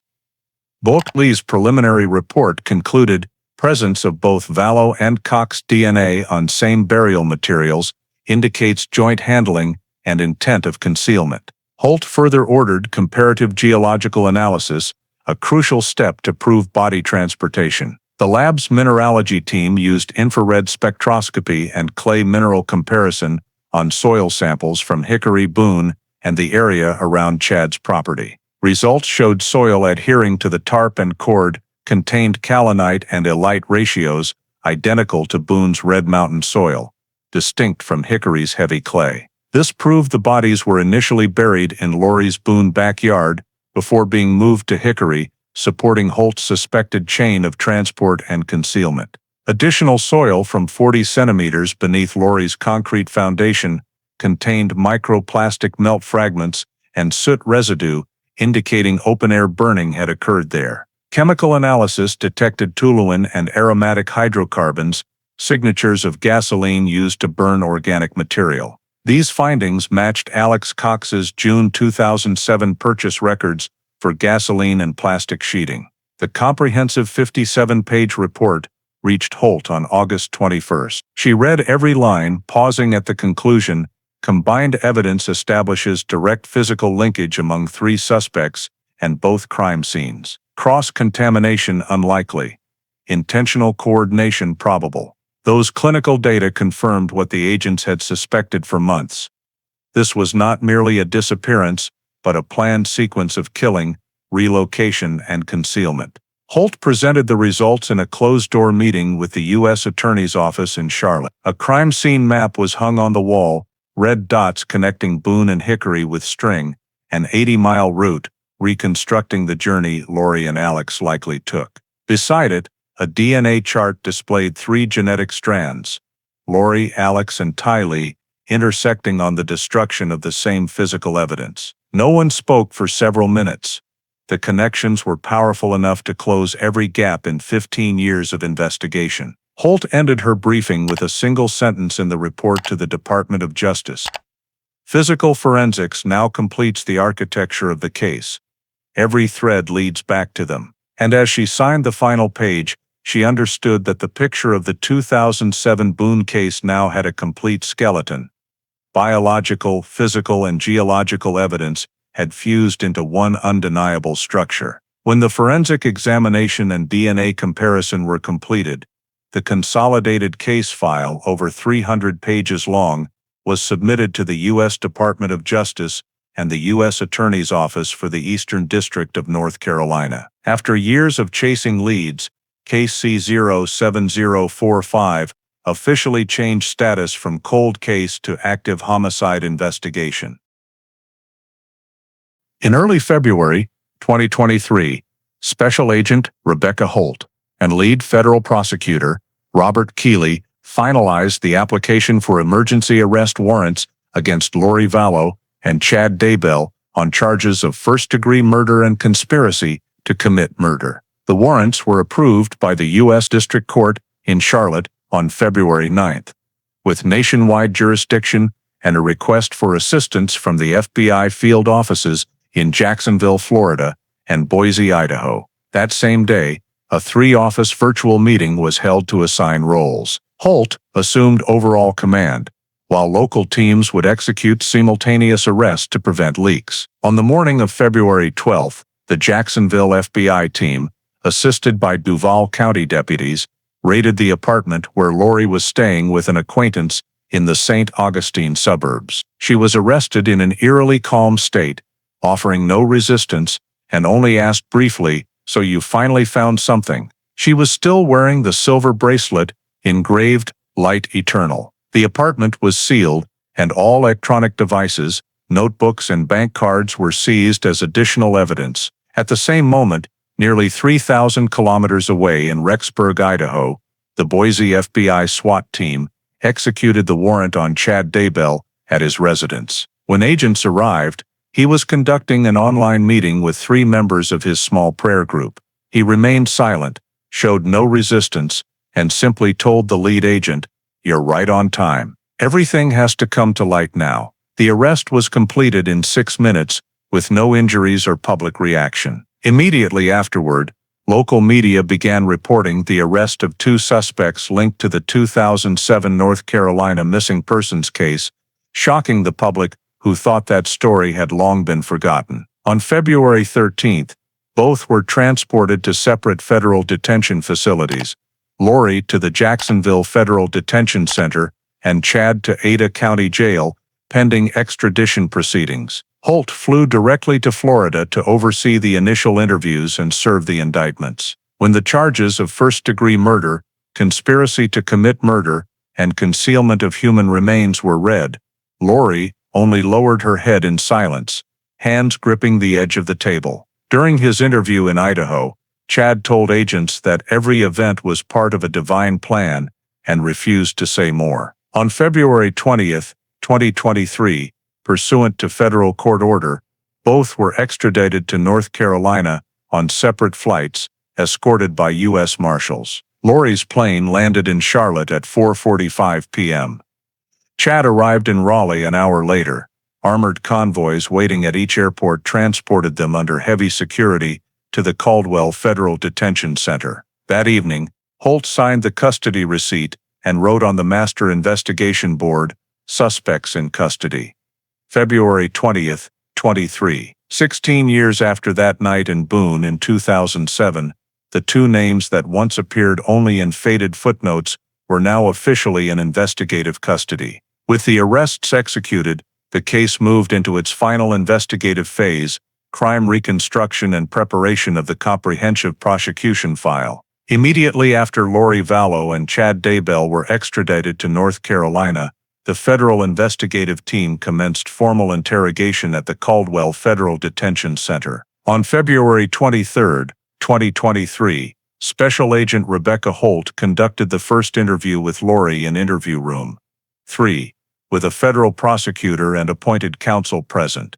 Lori wore an orange jumpsuit, hair tied back, displaying an unnaturally calm demeanor. Holt began by reading the Miranda rights, then presented the physical evidence, DNA results, and recovered emails. Lori stared at the thick file without speaking. When Holt mentioned the children's names and the draft manuscript, the Book of Renewal, she only pressed her lips together, eyes fixed on the ceiling. Every question about the night of the disappearance, Alex or Chad, was met with silence or fragmented statements. They have been set free. I cannot say more. After 4 hours, Lori maintained her posture, refused to sign the transcript, and only requested to see her personal pastor. The interview was suspended.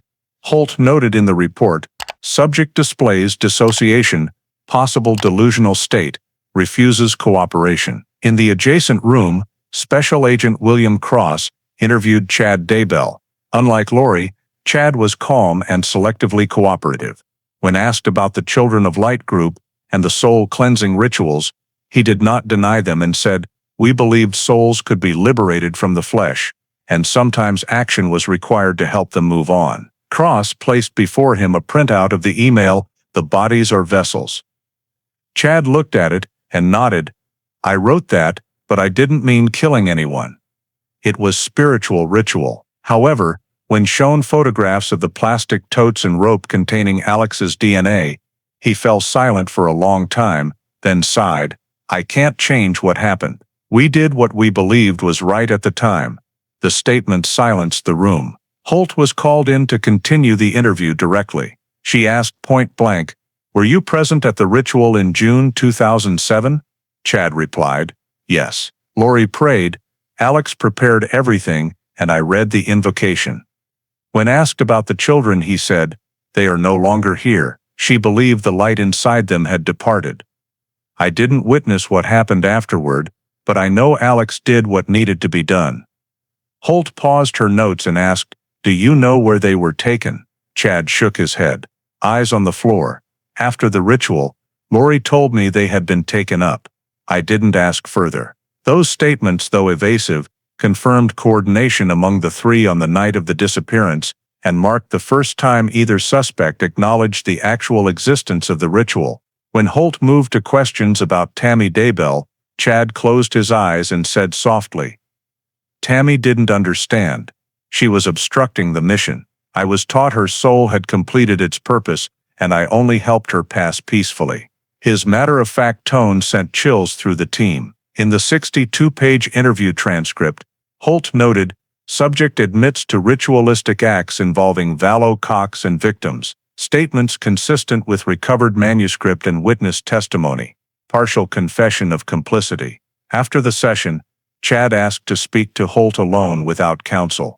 When only the two remained, he whispered, "I know they'll say I'm crazy, but it all started with her. Lori believed the two children were possessed by darkness, and Alex only followed orders. I merely guided." Holt remained silent and recorded every word verbatim. She recognized this as the turning point, direct confirmation that all three had coordinated intentional acts, using religion as cover. After signing the statement, Chad was returned to isolated custody. That night, Holt and the team held an emergency meeting with Prosecutor Keeley. They analyzed every sentence against Zulema's statements and the physical evidence. The unanimous conclusion, confession establishes joint conspiracy, defines motive under spiritual justification. The summary report was immediately forwarded to the federal court in Charlotte, recommending elevation from suspected homicide to organized murder and conspiracy to commit serial homicide. While Lori maintained absolute silence, Chad's partial confession shattered 16 years of silence, confirming that what had been dismissed as faith was in fact a meticulously planned crime concealed behind fanaticism and lies shared by three individuals. Immediately following the interviews, all transcripts, forensic reports, and digital data were transferred to the Caldwell County District Attorney's Office to finalize the prosecution file. On March 3, 2023, Chief Prosecutor William Carr chaired a meeting with the federal legal team and FBI representatives. On the table lay nearly 400 pages of numbered exhibits and witness statements. Based on the investigation, Carr approved a preliminary indictment containing 4 main counts. Count 1, concealment of human remains and destruction of evidence, applied to both Lori Vallow and Chad Daybell, supported by physical evidence of their joint transport and burial of the children's bodies. Count 2, obstruction of a criminal investigation, for Lori's deliberate provision of false information to authorities in early 2007 and subsequent flight from the state.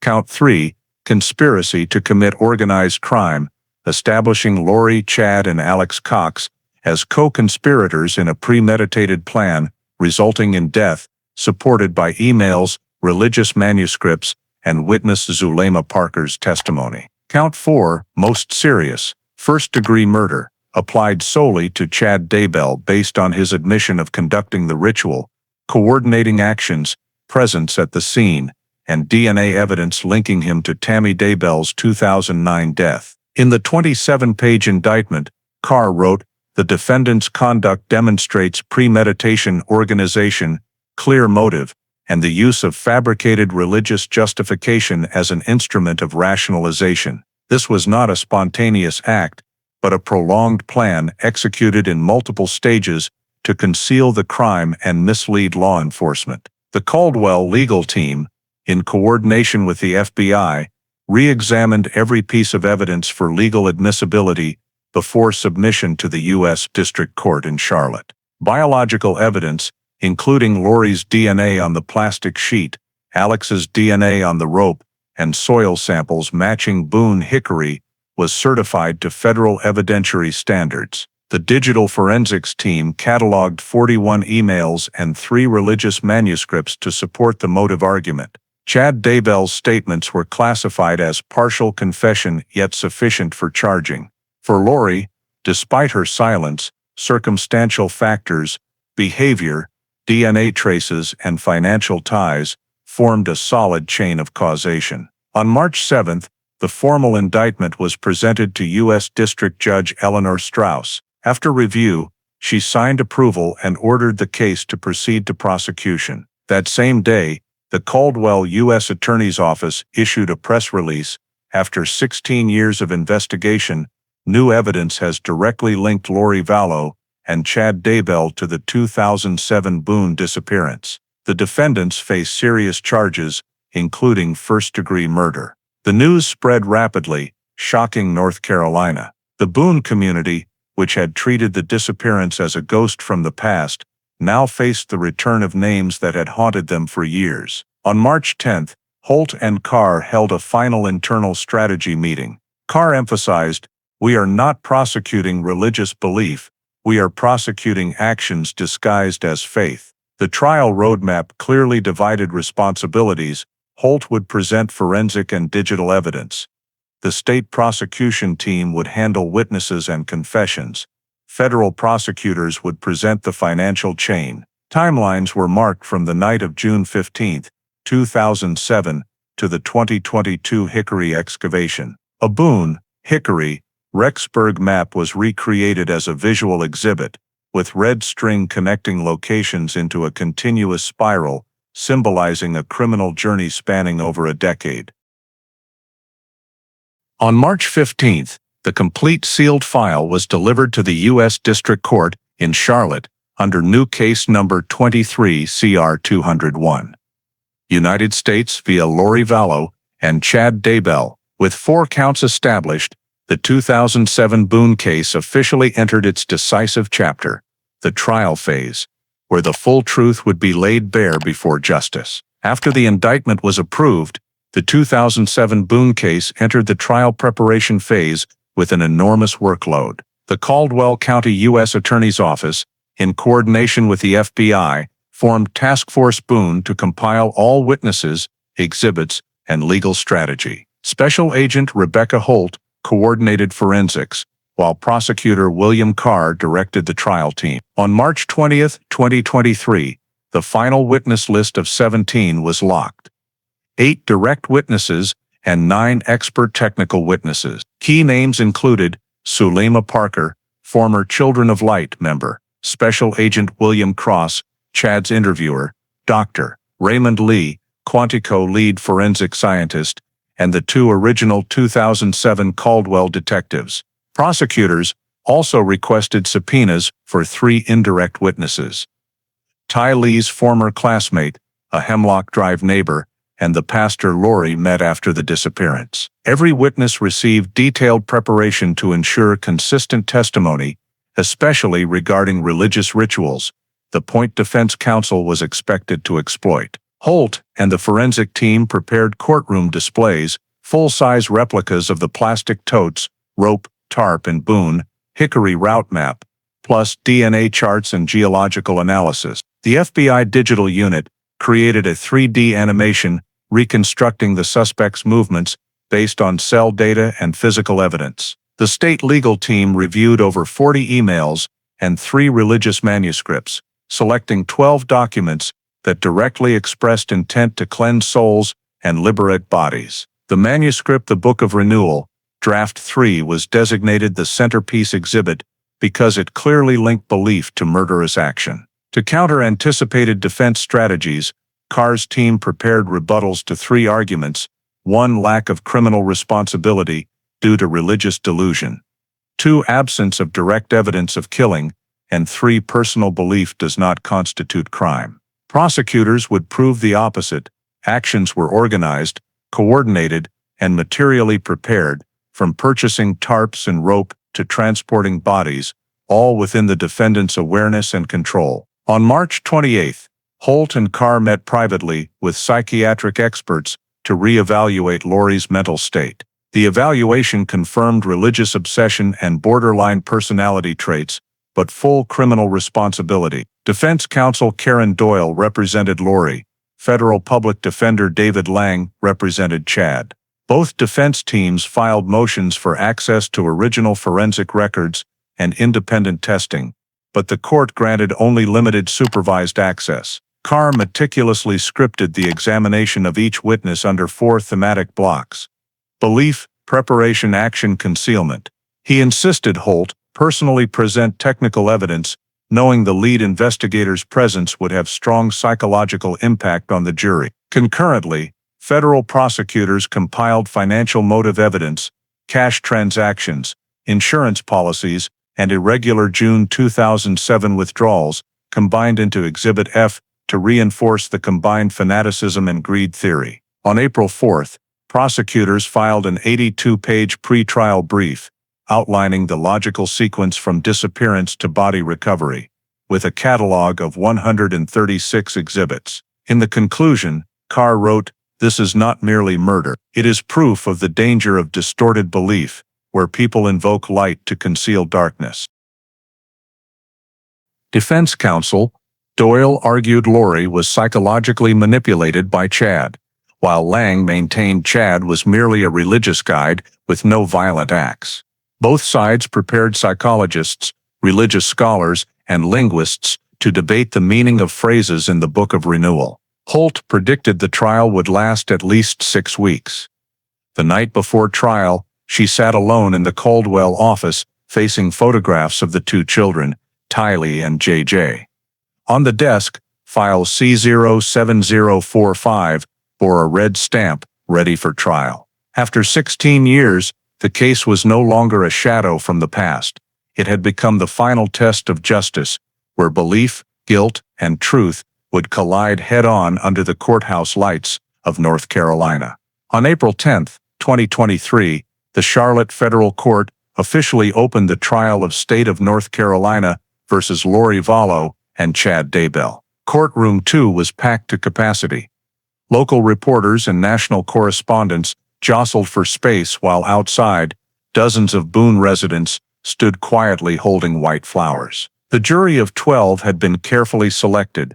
None had any connection to the religious group or prior knowledge of the 2007 disappearances. When Judge Eleanor Strauss took the bench, the room fell into a silence so complete it seemed to swallow sound itself. Lead prosecutor William Carr began with a nearly 2-hour opening statement, retracing the 16-year investigation from the night the 2 children vanished to the discovery of their remains in Hickory. He emphasized, "We are not here to judge faith.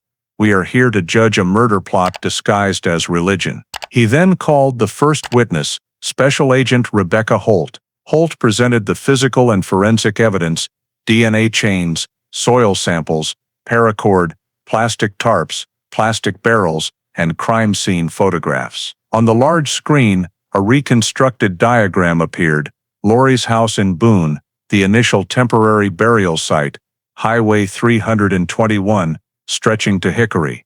the location where the barrels were found 80 miles away. She detailed the sequence of movements based on GPS data from Alex Cox's vehicle and traffic camera records. At approximately 11 p.m. on June 15, 2007, Alex's vehicle left Boone and arrived in Hickory at 1:17 a.m. That is the most plausible window for disposal. Next, Dr. Raymond Lee presented the DNA report, epithelial cells from Lori on the tarp, Alex's DNA on the paracord, and Tylee's hair matching the reference sample from school records. He explained the detection methods and cited an error rate below 0.001%, leaving the entire courtroom stunned into silence. Kerr then moved to motive and organization. He called an FBI linguist to analyze the email, the bodies are vessels, and the manuscript, the Book of Renewal. The expert testified that the texts were not religious metaphor, but structured ritual instructions with specific descriptions that matched physical evidence: fire burn marks, cord paracord, vessel plastic barrels. Phrases were enlarged on screen and compared side by side with crime scene photos. A passage from the two witnesses' manuscript describing a ritual of reclaiming light through the release of the physical form was read aloud. Even though instructed to remain impassive, several jurors visibly recoiled. After the forensic portion, Carr called witness Zulema Parker. The middle-aged woman took the stand, voice trembling but clear, and recounted attending two summer 2007 ceremonies where she saw Lori and Chad praying, Alex preparing tarps and cord, and heard children crying behind a closed door. When Carr asked, "Do you believe the children were harmed that night?" Zulema replied, "I didn't want to believe it, but I know something terrible happened." Lori turned her face away. Chad stared at the floor, hands clasped tightly. The next segment presented financial evidence, $3,200 in cash, withdrawn from Lori and Alex's joint account on June 14, 2007, followed 3 days later by a transfer of the same amount to Chad's account, backed by bank statements. Carr argued, this was not mere belief. This was an organized enterprise with motive, assigned roles, and clear financial benefit. He displayed a criminal network diagram, 3 circles representing Lori, Chad, and Alex, connected by arrows labeled Lori initiator and cover-up, Chad, ritual planner, Alex, execution and disposal. When Holt returned to describe the soil samples, she pointed to a 3D geological map. The soil from Hickory matches Boone's composition exactly. Random coincidence is impossible. Carr concluded his case with a summary slide. 3 DNA chains, 3 locations, 1 connected act. During cross-examination, defense counsel attempted to argue that evidence could not pinpoint time of death, that Lori was psychologically influenced, and that Chad was merely a religious guide. Carr countered with Chad's own words from an interrogation transcript.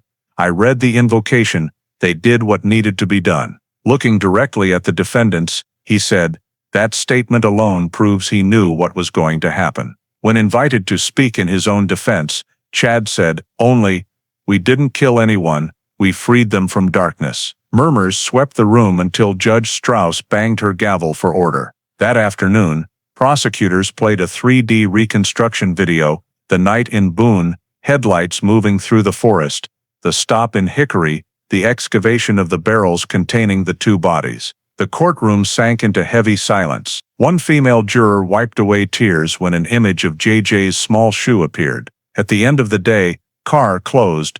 All of this evidence, DNA, physical items, testimony, documents, is not scattered.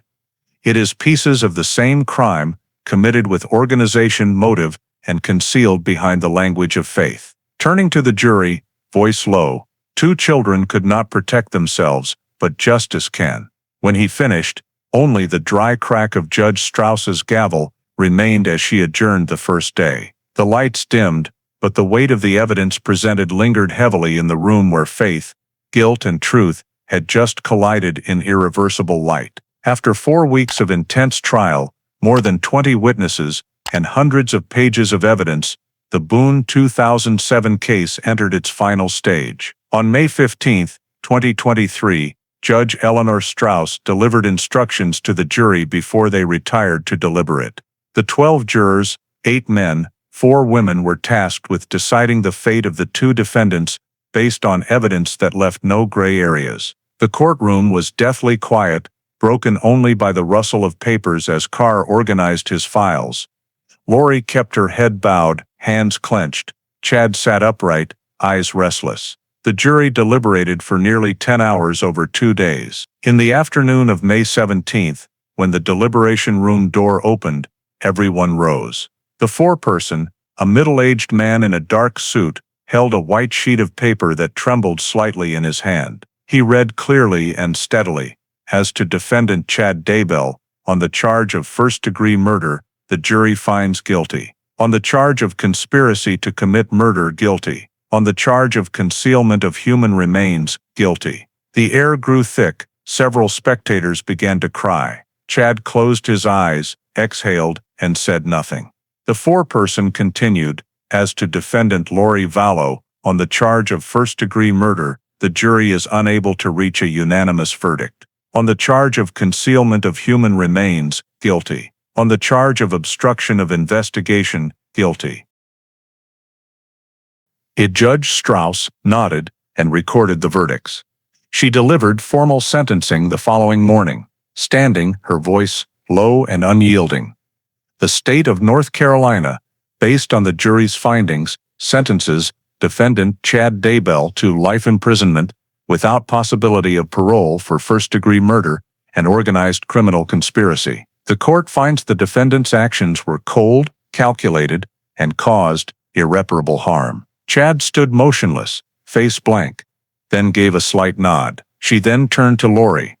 Defendant Lori Vallow is sentenced to 25 years imprisonment for concealment of human remains and obstruction of investigation. The defendant's actions prolonged the suffering of the victims and their families. Lori did not cry.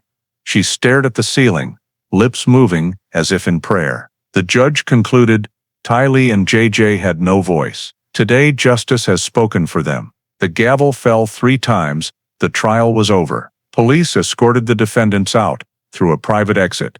No one was allowed near them. Outside the courthouse, Boone residents stood silently in light rain.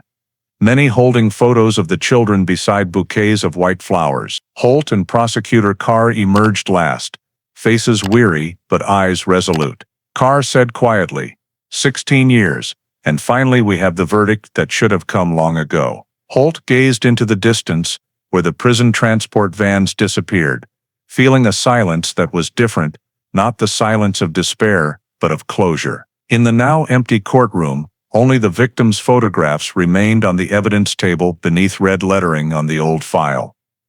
Case C07045, closed. 2 months after sentencing, the FBI and the Caldwell County Prosecutor's Office jointly released the Boone 2007 case final report, a 462-page document compiling the entire 16-year investigation. It is considered the most comprehensive summary ever produced for a cold case in North Carolina. At a press conference held on July 22, 2023, at the FBI Charlotte headquarters, Special Agent Rebecca Holt presented the main findings on behalf of the investigative team. We closed a case that spanned more than half a lifetime, using tools that did not exist 15 years ago. This is a victory for science, persistence, and faith in justice. The report's opening section clearly listed the breakthrough factors: next-generation DNA technology, digital data recovery methods, and forensic geological comparison. Microsoil analysis, epithelial DNA, and extraction of data from damaged hard drives were described as the 3 keys that changed everything. The report detailed over 1,200 pieces of evidence, including 38 physical items, 56 electronic files, and testimony from 21 witnesses. Every investigative step was reconstructed chronologically, from the June 2007 missing persons report to the 2022 discovery of the barrels in Hickory, to the DNA identifications of Tylee and JJ. The technical summary section highlighted advances that unlock the case: mitochondrial DNA sequencing on degraded bone, soil microparticle profiling for local mineral matching, and AI-assisted recovery of hidden emails from old drives. The report concluded that without these technologies, identifying the perpetrators would have been virtually impossible. A separate chapter, The Human Element, praised investigators who refused to abandon the file despite years of dead ends. Holt was named in the foreword. The lead agent's tenacity, combined with federal-local cooperation, was the key to resolution. Another chapter addressed social and legal implications. The Boone case became a textbook example of abusing religion to conceal organized crime, and a warning about the dangers of extremist belief in closed groups. The appendix listed 28 professional recommendations, including standardized long-term evidence preservation protocols, creation of a national cold case DNA bank, and expanded training in legacy digital forensics. The final page read in bold: Case C07045, Cold Case Solved, Boone, North Carolina, 2023. Status: Closed. Reference: for forensic education. The original files are archived at the FBI's Central Repository in Quantico and digitized into the National Forensic Training System. A 72-page public summary titled From Silence to Justice was also released, recounting the journey from the night of disappearance to final closure. That day, national headlines read, DNA Technology Solves 16-Year North Carolina Missing Children Case. Criminal justice schools adopted the Boone file as required cold case curriculum, and forensic laboratories added its soil and bone processing protocols to their training manuals. In the final internal debrief, Holt signed the case transfer page, closing the investigation that had defined her career. A new red stamp was affixed to the cover: Model Case. Cold Case Resolution 2023. Looking at the thick stacks of paper, she felt not just the end of a case, but proof of what time, science, and human will can achieve when united toward a single goal: truth. Outside, the Charlotte sunset painted the sky red. Holt left the briefing room, carrying a blue-bound copy of the report, silver lettering gleaming: Federal Bureau of Investigation, Boone Case Review, 2023. The case was closed, but it had become a symbol: no matter how long it takes, justice always finds its way back. On September 22, 2023, at FBI Charlotte headquarters, case file C07045 was officially closed 16 years after it was first opened. In the third-floor archive room, Special Agent Rebecca Holt and a representative from the Caldwell County Prosecutor's Office signed the final investigation completion form. The round stamp reading Case Status Solved, September 22, 2023, was pressed onto the dark brown cover, marking the end of a journey spanning nearly 2 decades. The federal database updated automatically, moving the Boone 2007 file into the Cold Case Resolved archive. All original documents, DNA reports, witness statements, trial transcripts, and thousands of crime scene photos were sealed in 5 metal boxes and transported to Quantico for forensic research. Digital copies were preserved in the Department of Justice secure system under identifier C07045R. The brief internal ceremony was solemn. Holt read the final summary line: the Boone 2007 case was resolved through scientific evidence, interagency cooperation, and persistent investigation by the Caldwell and FBI units. When the last pen touched paper, no one spoke. Only the weight of a long chapter closing remained. On the large conference room screen appeared the timeline: opened June 2007, closed September 2023.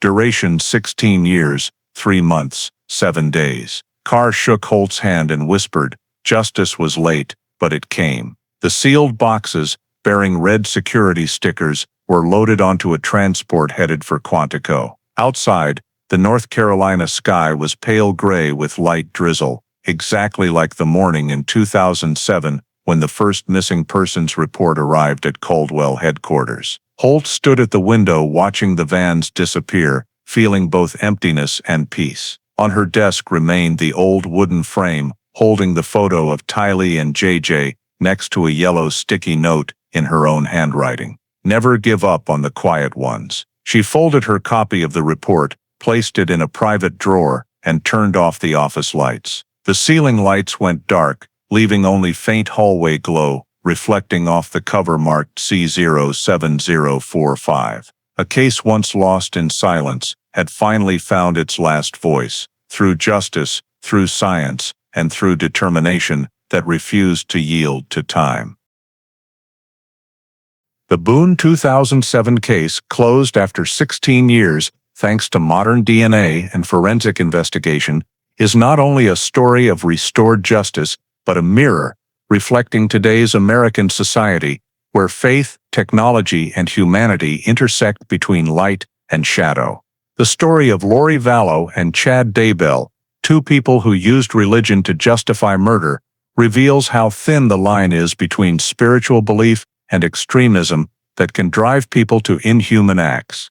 In a free society like the United States, where religious freedom is protected yet easily exploited, the greatest lesson is the need to keep asking questions of those who claim to possess absolute truth or groups that proclaim a mission of salvation. From the details of soul-cleansing rituals to Lori's belief that her children were possessed by darkness, we see how information isolation and blind faith can strip away reason. On the other hand, Special Agent Rebecca Holt and the FBI team's journey proves the value of persistence and scientific progress in modern American justice. They never abandoned a file frozen for over a decade.